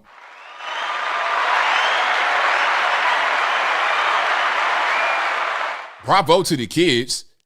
So what was that all about? That was completely weird. I don't understand. I don't get it. What in the world was that? That was weird. Totally weird. I have no idea what was going on. So wait a minute. Is there Okay, we got a little bit of a story. It says the Russian Brook Children's Choir sang the national anthem in Statuary Hall. A Capitol Police officer stopped them mid-song. Capitol Police claims they did not stop the choir. The choir director tells the whole story in my exclusive interview here. Now, I'm going to read the entire thing. Exclusive. Children's Choir director responds after Capitol Police claim they did not stop the kids singing the national anthem. That's the kids right there. Shout out to the youngins. You know, shout out to the kids doing their thing. I'm going to get straight to the meat and potatoes without getting too much into it because we got calls on deck, so I don't want to take too much time. Let me see. Michael Ray, founder, etc. So he told Daily Signal that a Wilson staffer called McCarthy's office confirming that the choir had permission to sing. Nonetheless, the Capitol Police interrupted the performance.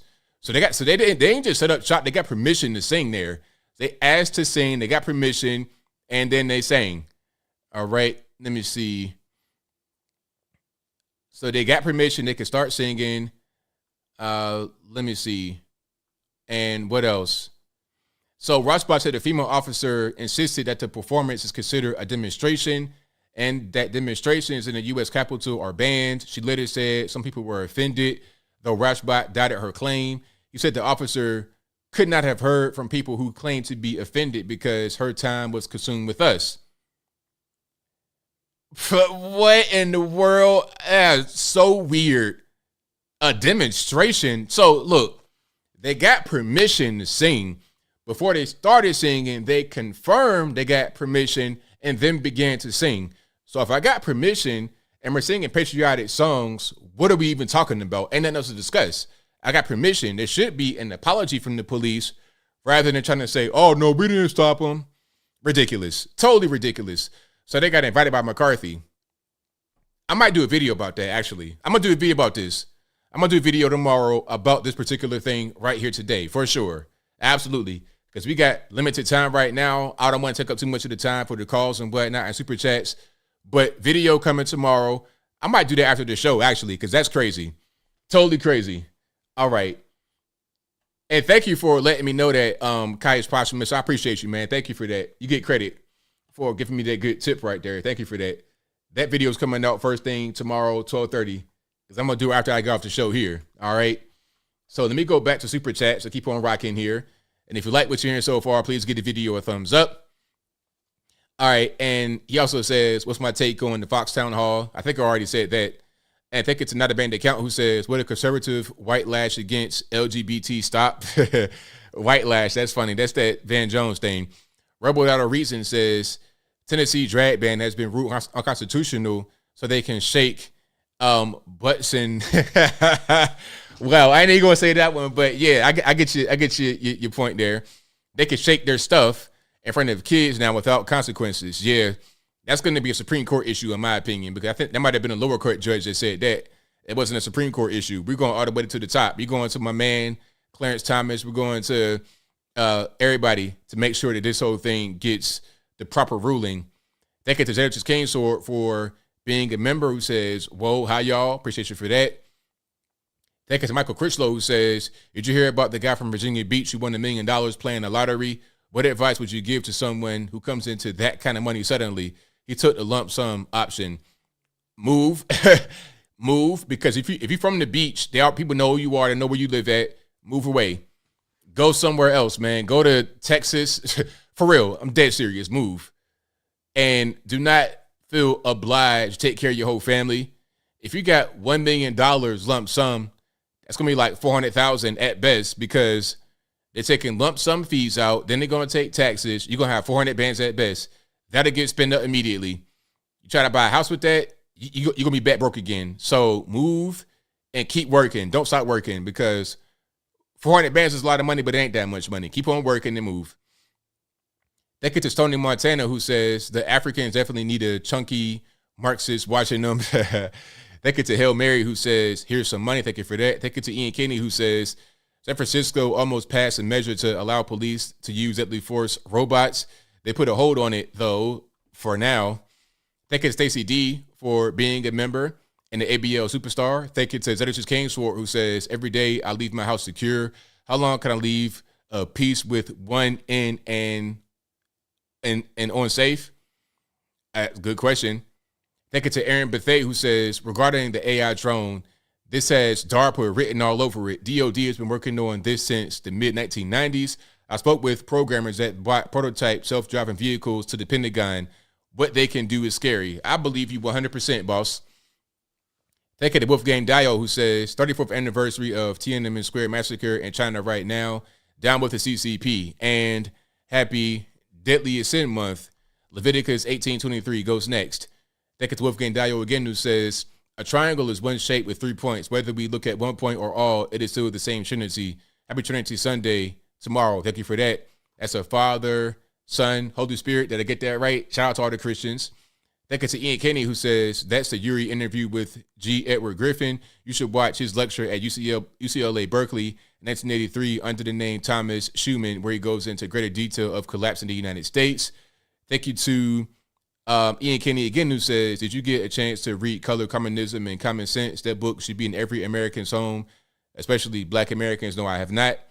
Thank you to No White Guilt, who says, the golden goose of Western civilization is getting eaten alive, and the vultures fight over the carcass.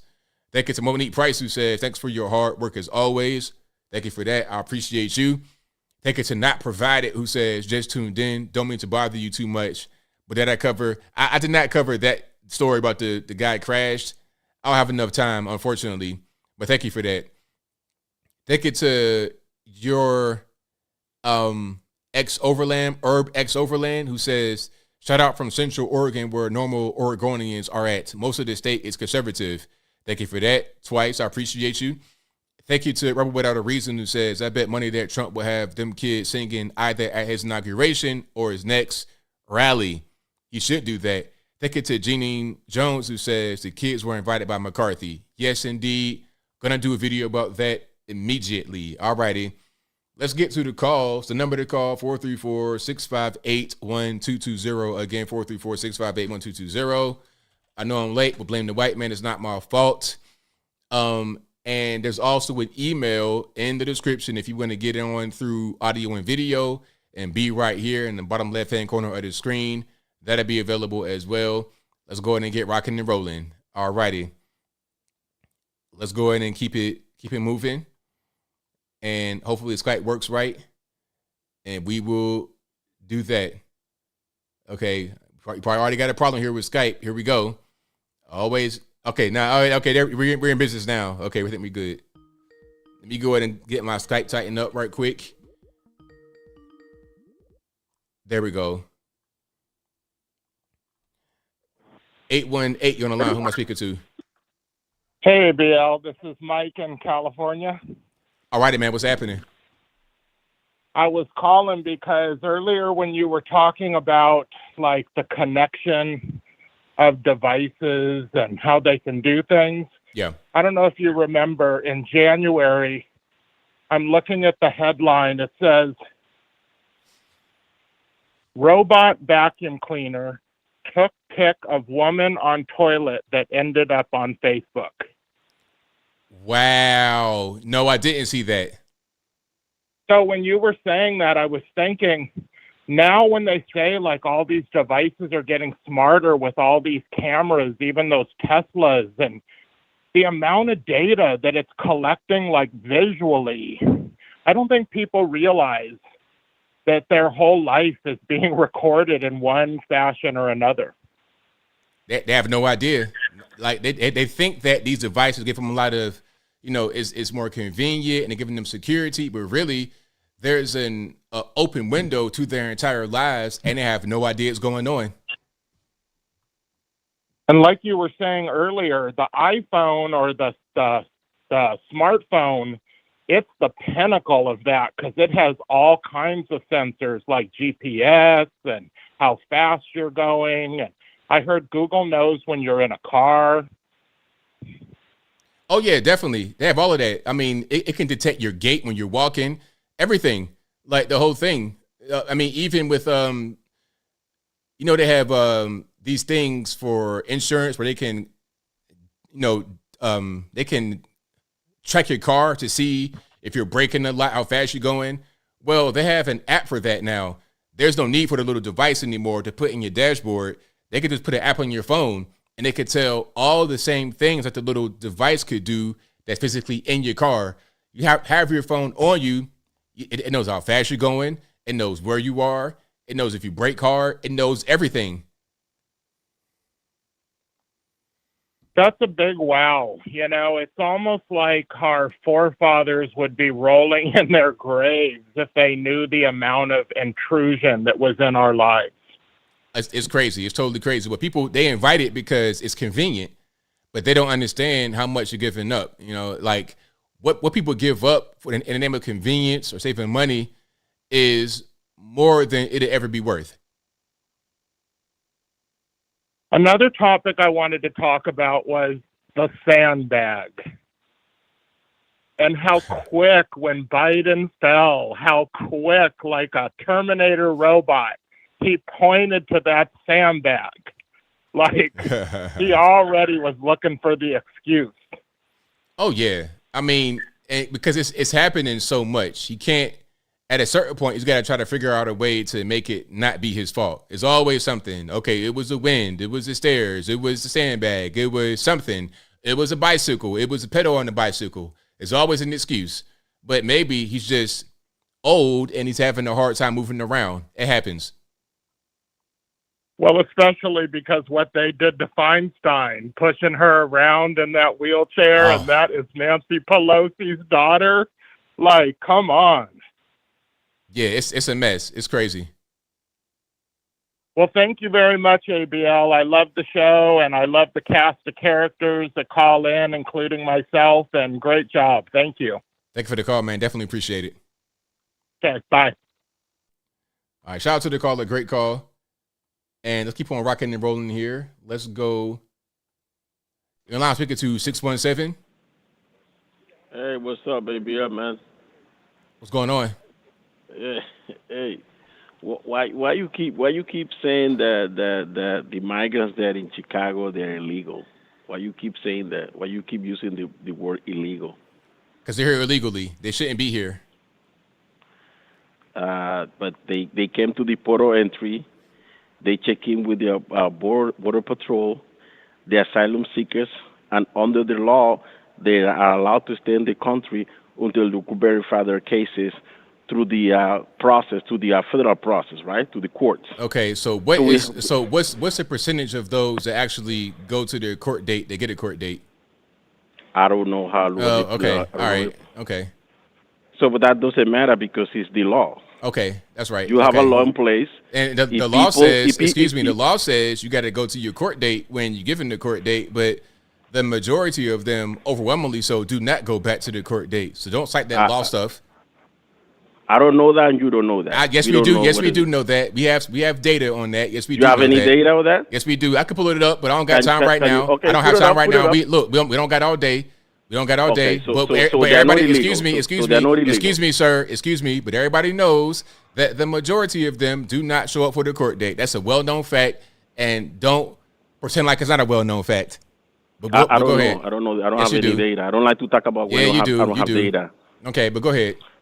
The bottom line is that they are legal in the country under those conditions because they have laws on the books, in our books, the federal law, as asylum seekers.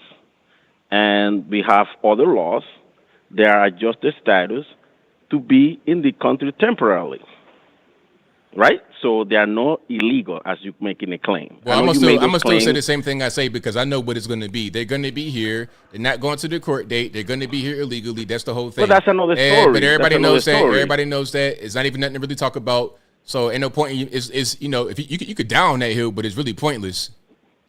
It's not pointless because if you don't like the system, what you got to do is change the system. All we gotta do is just reinstate, remain in Mexico, and close the border up, and then it wouldn't be all this quote unquote. Excuse me, sir. I'm talking, sir. All you gotta do is just close the border up, not just let people come across. Excuse me, I'm not done talking. You can't interrupt me, sir. All we gotta do is just close the border up and stop letting them just pour on in willy nilly. All we gotta do is just tighten that up, and then this will not be a problem. We're at a 45-year high of border crossing illegally, okay, and so-called asylum seekers. We're at a 45-year high for that. We could take it back down to below a 45-year high if we just do certain things like don't have the border wide open, invest more into the border, build the wall, remain in Mexico. It's simple. We could do things to make a difference here, but we're not doing it because the border's open. So can I talk now? Because you already. I mean, I could do. Look. You could talk, but guess what? But guess what though? When I start talking, excuse me, sir. But guess what? When I talk, you can't talk. So when I have to say something, I'll get it out, and then I'll give you the floor. So now you have the floor. Okay, so everything what you say is completely false. So we cannot shut down a border. The border has to remain open for transit. Okay. People coming to the border. Excuse me, sir. You gotta let me talk. No, sir. Let's be serious. When I say, I know excuse me, sir. You can't just take a thing I said and make it be something that I didn't say. I'm talking about closing the border as far as all the crossings, people that are coming across that shouldn't be coming across. When you're talking about having transit and whatnot, goods and services and people that should be here, that's one thing. But we're not talking about that right now, and you know it, but go ahead. Okay, so but you have laws in the books that allow them, asylum seekers, to seek asylum under many different conditions. What you got to do is, what you got to tell your audience, to write a letter to the Congress people to change those laws and don't allow to seek asylum at the borders of port of entry United States, only if you confine, you have already a visa that is approved in the native country, because that's what asylum seeker is. So if you pretty much eliminate asylum at the borders, no one will be able to come into the United States under those conditions. That's what this thing had not done yet.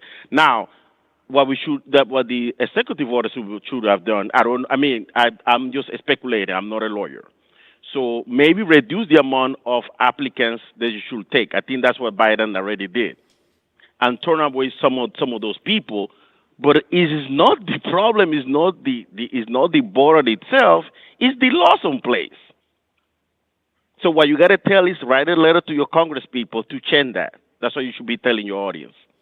The problem is the border is wide open. Everybody knows it. Oh my God! You're going back to the same thing. Excuse me. I'm not done talking. I let you talk. Now I'm gonna talk. The illegal aliens know this. They know it's open, and that's the problem. There's nothing else to it. It's very simple. It's cut and dry. So it is open. It is open when people come in through the port of entry. You know what the port of entry is, right? I know what all these things are. Like now you're starting to repeat yourself. The problem is that the border's open and everybody knows it. So How is what it open else? when they What have else? people Excuse me. protecting the Excuse border? me. Excuse me. What else can you add here? We all know that it's open. What else? What else? It's What not else are we gonna add? open. It's people at the border. Sir. Like Oh you my can say God. it's not open. I can say it is. But Okay, that's your opinion. That's a excuse short me, opinion. excuse me, Your sir. I'm not done personal talking, opinion, sir. You can say it's closed. I can say it's open. We could say that all day back and forth. Do you have anything else to add outside of that? I'm gonna repeat it again so you can understand. Okay. How about you don't repeat it again? And how about you have a nice day? Because you don't want to How understand. about you have a nice day? All right. Have a nice day. All right. Let's go to the next call here. Let's go to the online speaker to 360. Hi, ABL. This is me. Yes, this is Kathy. I just want to make a comment regarding your last caller. I've encountered many people like him, including family members, and I think that if they truly want all of these illegals into our country, that they should sponsor them. That's a great idea. I'll say that all day long. You know, hey, you want them to come into the country, you sponsor them, put them up in your house, give them some money, do whatever you can. If you have gang members, people that are running drugs and guns, it does not matter because you want to sponsor them. That's a great idea. Yes, I think that's what we need to do is just keep pushing that idea to them because it makes them think, oh, wait a minute. You mean you want me to pay for health care, for food, for everything that it takes to be a human being? Right. It really makes them step back and think about it. It sure does because people can always they can always say, well, let's have the border open and let's let people come in when it's someone else's responsibility. But then when they have to deal with it, when it's their responsibility, all of a sudden things change. Exactly. And I live in the state of Arizona, and we are impacted by buses coming through. I live in a fairly small town in the northwest side of Arizona. Mm-hmm. And buses came through here. I don't know where they went, but they came through here. I'm right near the Colorado River, just dumping them off someplace else, I guess. Probably so. But yeah, we just don't need all of this going on right now with our own country having issues. Exactly. We have our own things to deal with. We have our own problems. We need to focus on that rather than trying to deal with those that are from the outside who are coming into the country that should not be here. Exactly. And the way that they are treating some of those hotel employees, say New York and Chicago, that they're trashing these 5-star hotels. They're disrespectful. I've seen videos of these people. I'm not saying that they're all acting like this, but don't come to my country and disrespect me. Exactly. 100% correct. Okay, well, that was my take on aliens. So you have a good evening. Well, thank you for the call. Definitely appreciate you. Thank you. Bye-bye. All right. Great call. And the phone lines are jumping. 323 on the line. Who am I speaking to? 323. Hello. Going once. Going twice. All right. I think it might have been a new caller. So to all the new callers, you cannot talk to me through the computer. Please have your ear to the phone and be ready for when I answer your call, because there is a delay between what you see on the screen and what you hear on the phone. So please be ready to answer the phone directly. Okay, let's go to, and the phone lines are packed, so please hang tight. 513, you don't line. Who am I speaking to? Hey, Bill, what's up? This is J.R. Williams, Cincinnati. It's all good, man. What's happening? I just wanted to, first I wanted to speak on that hombre named Ivan. His would-be immigration policy. You know, I don't have a problem with people coming here legally the right way, but he strikes me as one of them people that are probably taking advantage of the system, sitting up in some New York City hotel, drinking beer on the government's dime, the taxpayers' dime. And, you know, people say about all these, you know, they're asylum seekers and that, but what about that girl that got killed in that trailer park in North Carolina? that girl with autism. Did you hear about that? I did not hear about that. Apparently, she had autism. She was on her way to work, and some 17-year-old MS-13 member Yeah. Came to her apartment, strangled her, and then raped her, and then went back to his trailer and went about his day. And, you know, I think he had been deported already and was living with his uncle. And, you know, just those types of people are coming in droves, unvetted, you know, with impunity and just allowed to filter on into the United States. And they're living in a city near me and you. And a lot of these videos I see when they have them down there at the intake centers on the border, they're all military-age men. There's no families and stuff. I'm not saying there's no families. I correct myself on that. But the majority of them are military-age men. And, you know, there's a lot of misinformation going on as far as that goes. But, you know, back to my point, you know, like that one video said, they're sleeping on police station floors, and, you know, veterans are being unhoused or kicked out of homeless centers. I don't know the veracity of that, how true that is, but that's what I heard. But, you know, it's we're reaching a point, like, what's Chicago going to do next month? Or are they just waiting on the Republicans to cave so they get more federal money come when that budget plan passed? Probably I so. mean, they have no plan on how to deal with this. But, you know, that just ticked me off a little bit. That guy has absolutely no idea what the hell he's talking about. But I watched a video of yours earlier. The one on the Air Force, the guy that was training the drone. Yes. And I know they kind of walked that back, like, oh, you know, like Joe Biden walking back defending Taiwan type of deal. But I tend to think it's true. You know, that's what my gut instinct's telling me, at least. And I would say AI is probably the gravest threat we're facing today. Have you ever heard of I don't mean to get too conspiratorial on you, but have you ever heard of the AI Moloch theory? No. Well, traditionally, I think in Paradise Lost, Moloch was an evil deity that sacrificed children. But this isn't that Moloch. This Moloch is, and if you ever listen to Joe Rogan, you might have heard him talk about it. It's this unseen force that coerces or causes competition between companies or individuals to keep enhancing, to keep, you know, delving further and further and progressing more and more with this technology. And you know, that agent or force is Moloch in this metaphor, and it eventually leads to our destruction. And I mean, I think that's a good analogy because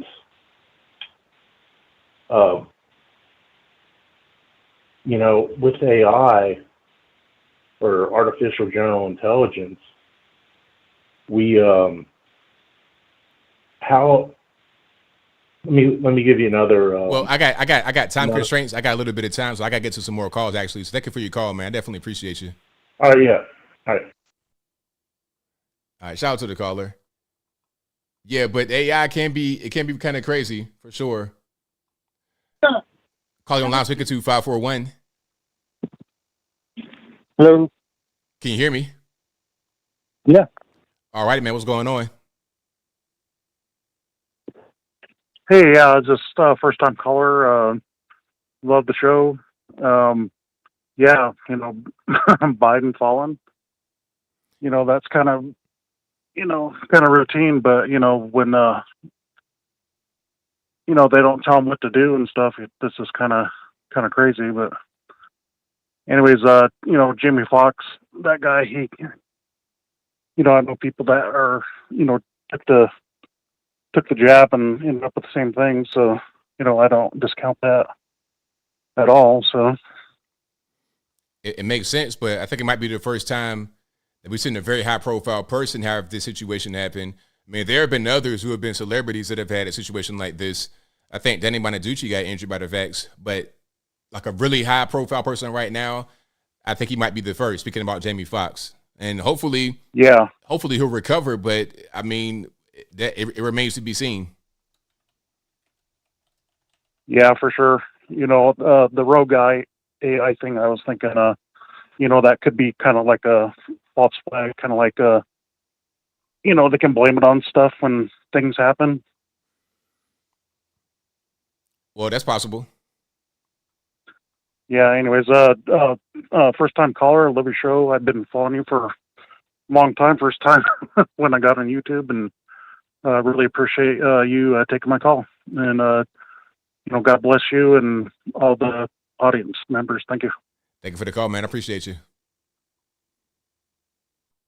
Shout out to the caller. Now, if you guys have not seen Danny Bonaducci, he was a child star. What was he on? Y'all guys know what he was on. I'm gonna look him up right quick and see what he was on. He was on the Partridge Family. There we go. Danny Bonaducci. Now we gotta do a little bit of before and after, okay? So this is him. I want to say fairly recently. I'm not exactly sure when, but let me put him on the screen right quick, and I'm gonna show you just a little bit. We're gonna get back to the calls.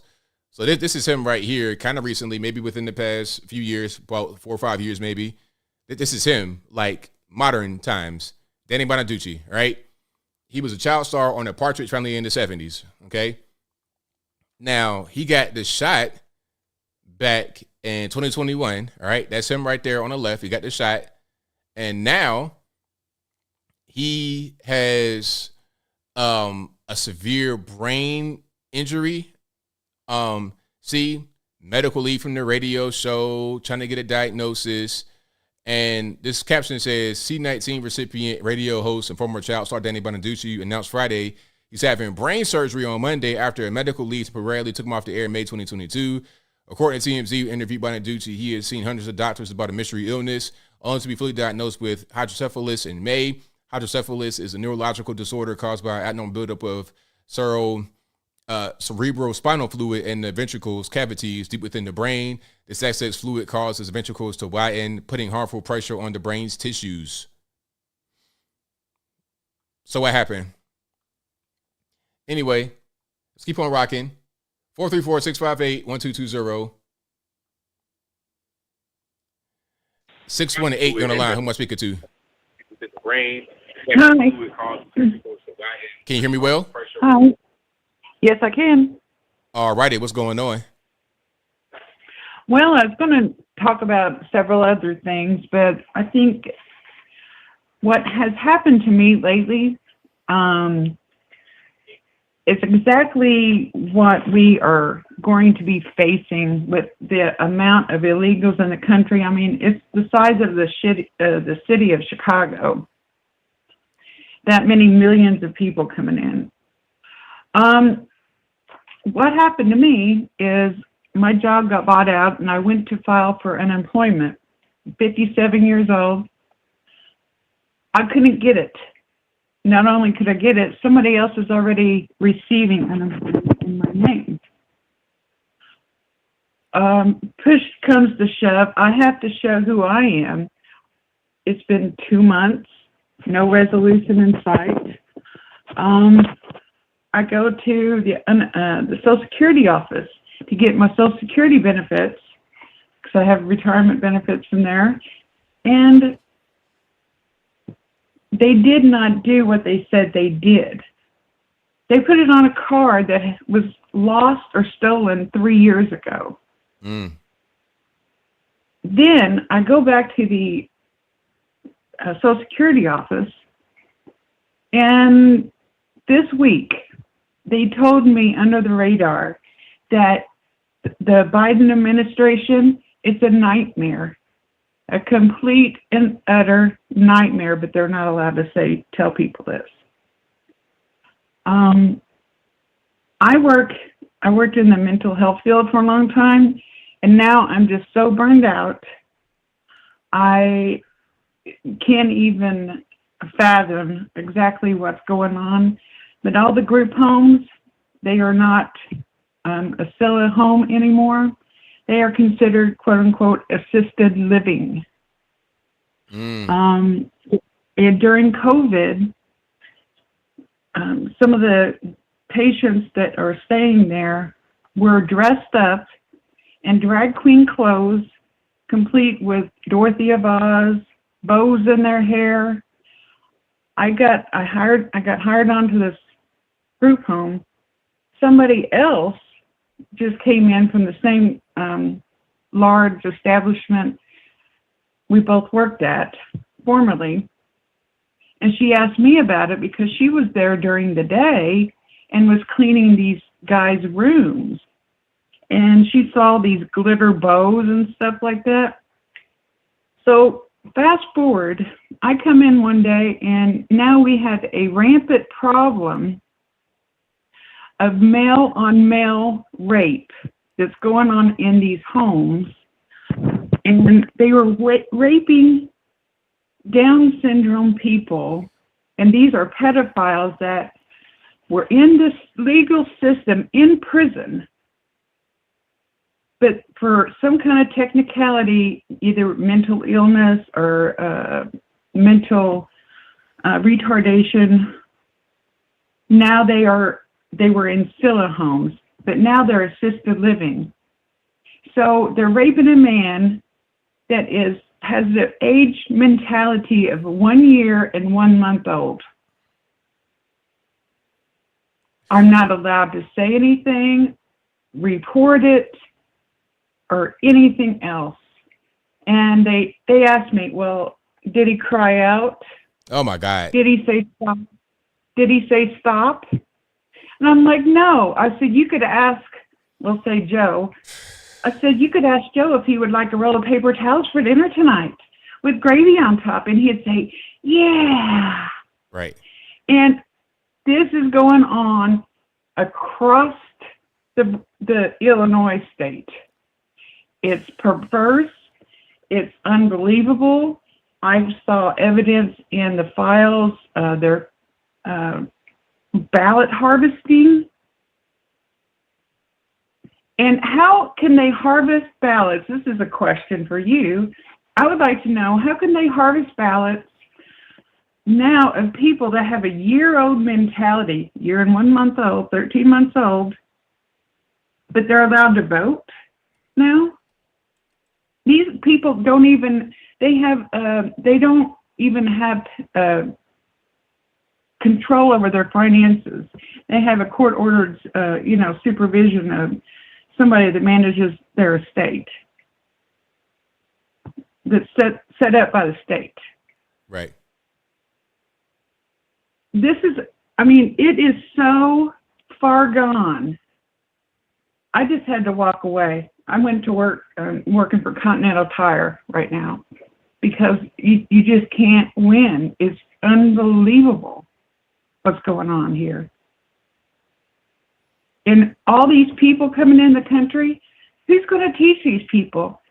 We had one psychiatrist, and they're saying, oh, they're going to get mental help for them, this, that, and the other thing.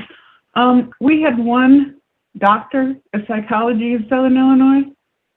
We had to drive an hour to take one client to the shrink. And he retired. There's not enough doctors now to take care of the mental illnesses just in our military. You can't hire enough people at the VA. You can't hire enough people in group homes, senior citizen living facilities. Where are these people coming from? You have to have background checks.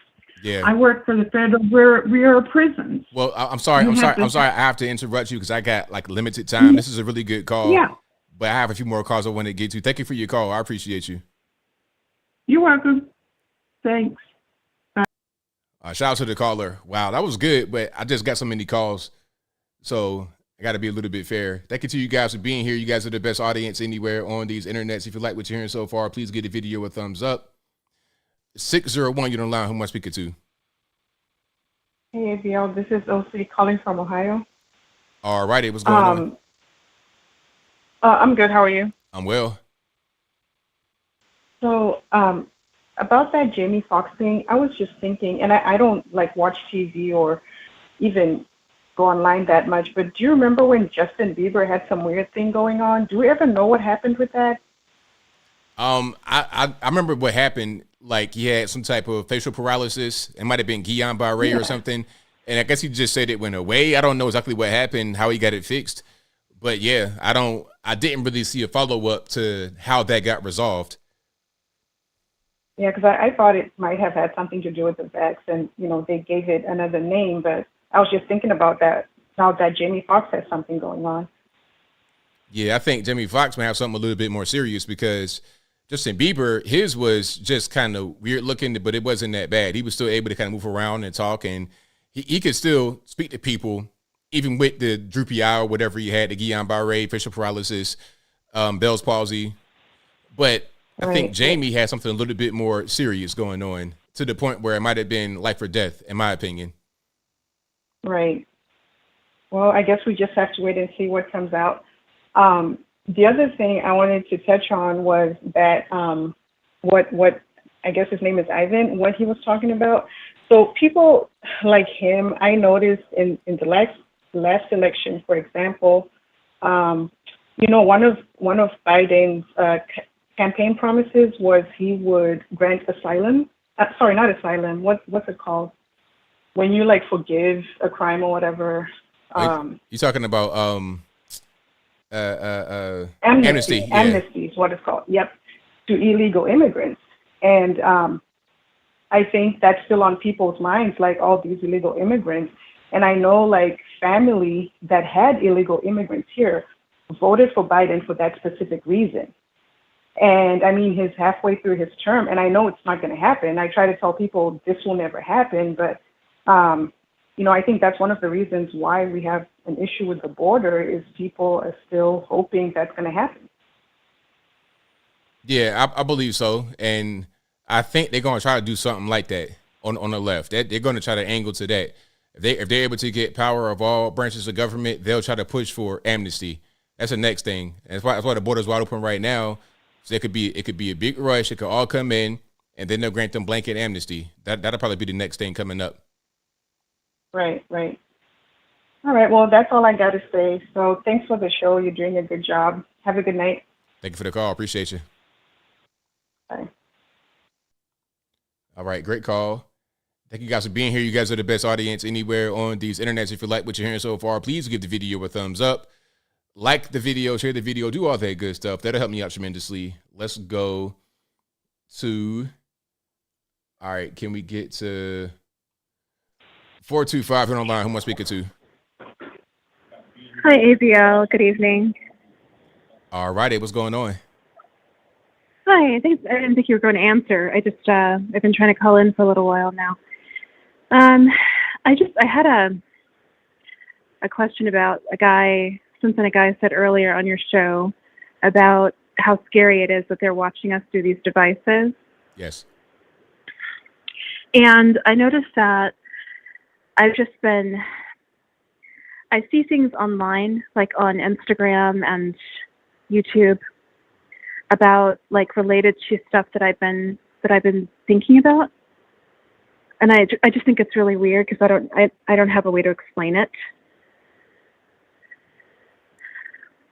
Well, try your best to articulate what you mean.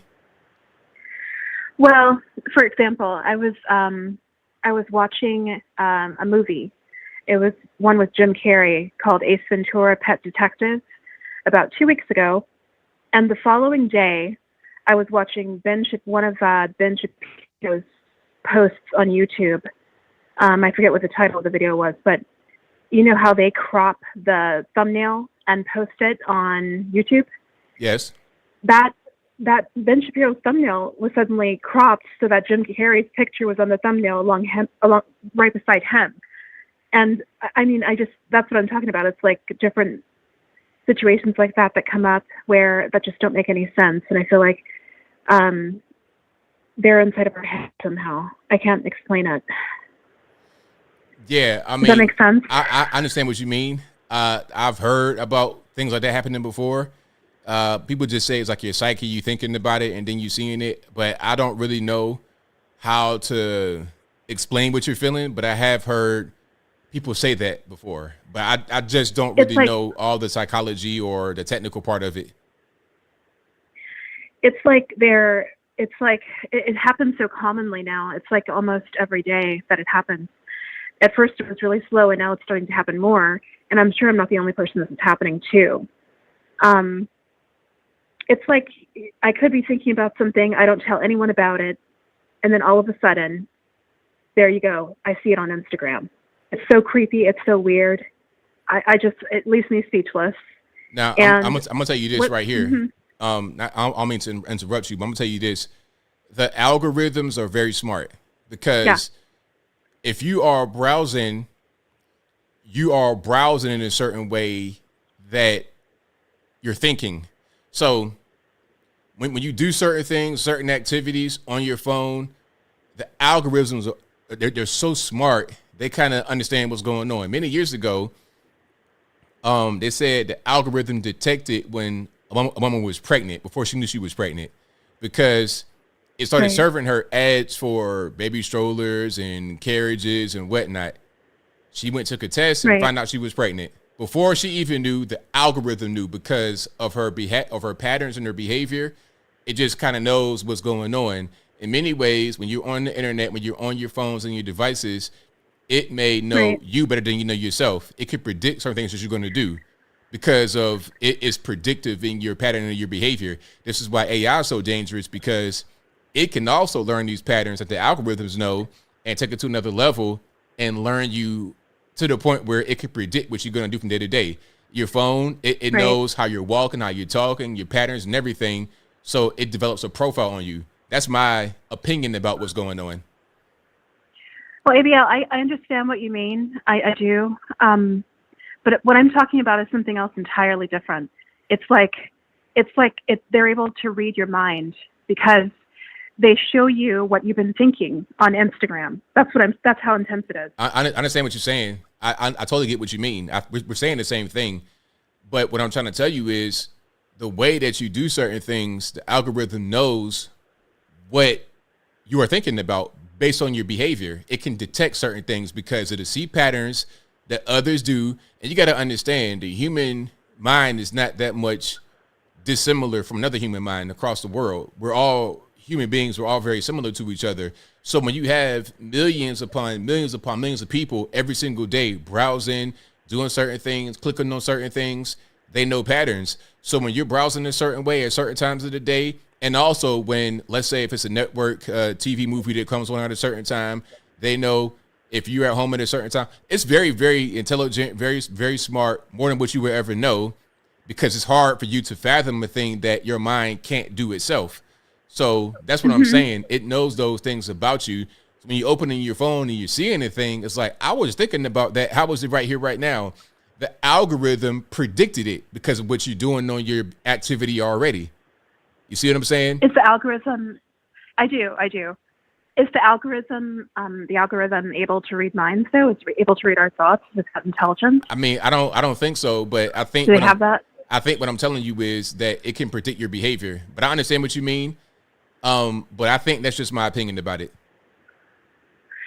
But I mean, it doesn't explain the thing with the Ben Shapiro thumbnail video.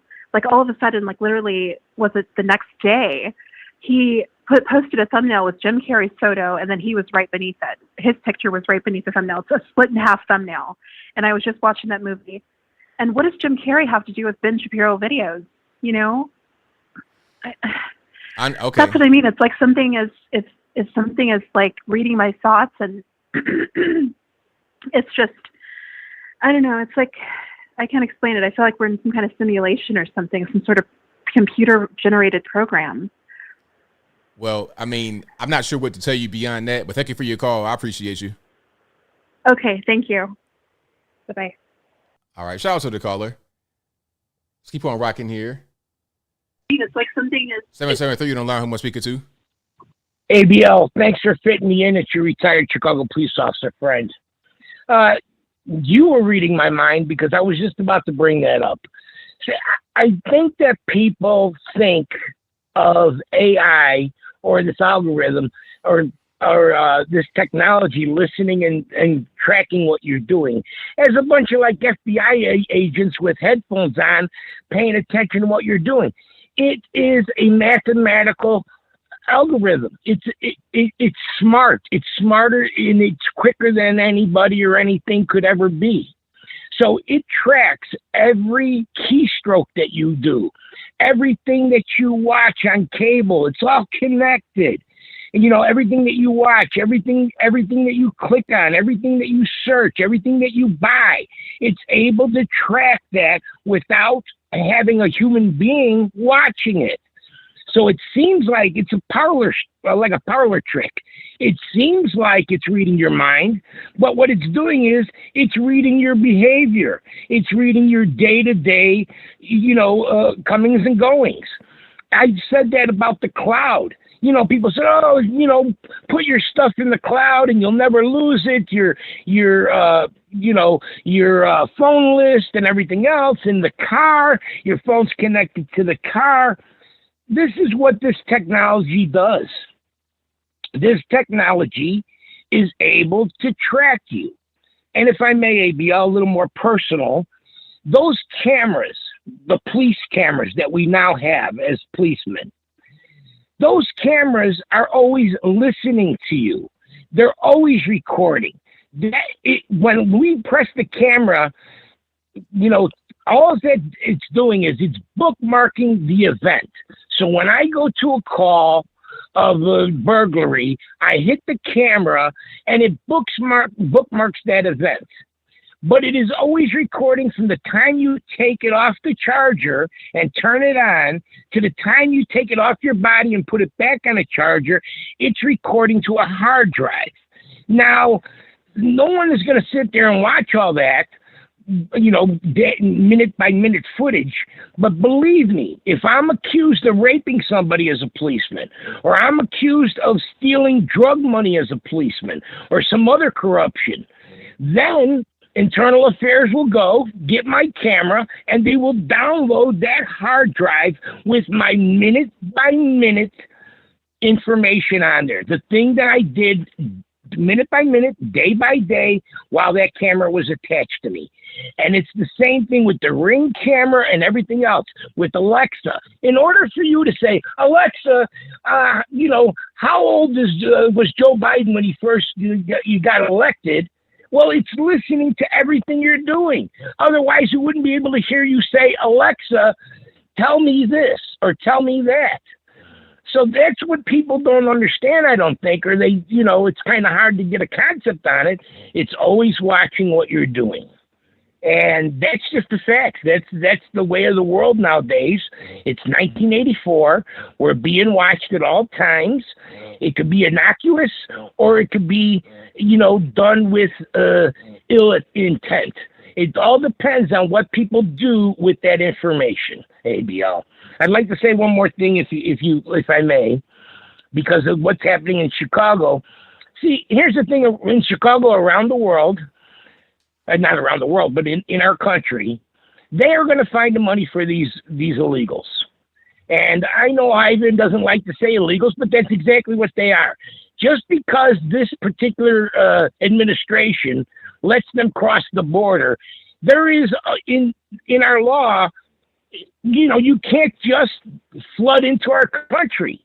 And they're letting them flood into our country, and hoping that some of them will come back for their trial. Actually, I don't think they already know that nobody's going to come back for a hearing and to see if they're seeking asylum, political asylum or whatever. I think they want to do exactly what you said earlier, ABL, which is, blanket amnesty. That's what they're hoping for. Blanket amnesty, because they want to have democratic rule for as long as possible. And it's costing us, just like in Chicago. You see what that woman said? I voted for you, and now, $51 million is going to be earmarked for these illegals. What about our community? Look what's happening to our community. And it's the same thing in Chicago.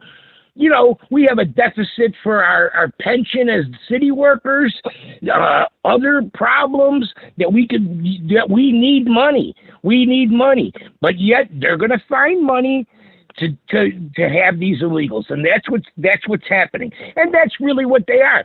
Some of them are good people, but they're still here illegally. And, you can go and say, hey, most people here, were immigrants. That's true. But this is not 1900. This is not a virgin country anymore where you can go out west and there's nobody around in, 1854 or whatever, and you go to California and other places. This is a very crowded, very complicated government with financial needs, and you want to squander them on illegals. Why? Because of a political thing. You want them here because you're trying to scramble for political power. And that is what's happening, I believe. Thanks for listening to me and taking my call and squeezing me in there, ABL, and I appreciate it, and I'll talk to you later. Thank you for the call, man. Appreciate you. Thank you. All right, fantastic call. I think that will be a wrap for me tonight. Thank you guys for being here. You guys are the best audience anywhere on these internets. If you couldn't get on tonight, I'm sorry. Please blame the white man. It's not my fault. But I'll be back live again on Wednesday, of course. Same bat time, same bat place, 8 p.m. Eastern time. It's right now, 11 p.m. And I'm going to place this podcast you're listening to right now on your favorite audio streaming platform. Audio only. That'll be Google Play, Spotify, Stitcher, Anchor, Apple, iTunes, etc. Link for that will be in the description box, and it'll be up by 8 a.m. tomorrow morning Eastern time. Alrighty. Thank you guys for being here. Shout out to the mods. The mods will be here tonight, keeping the trolls in check. Thank you guys for watching, retweeting, super chatting, whatever you're doing. I couldn't do the show without you. Thank you to everybody for being subscribed. If you're not subscribed, please do so right now. That'll help me out tremendously. And I got a few super chats to read right quick. Then I wrap it on up. Put the bow clean on top. Thank you to Royal Squishy for being a member of the ABL squad. Also to John Pearson for being a member of the ABL squad. And thank you to Bina, who says the algorithm knows. I watch ABL live on Wednesday and Saturday. There you go. Wink. Smash the like and share. Let's get this man to 1 million. Thank you for that. You guys are the best. And that will be a wrap from me. So until next time, y'all be safe. I'm out, and peace.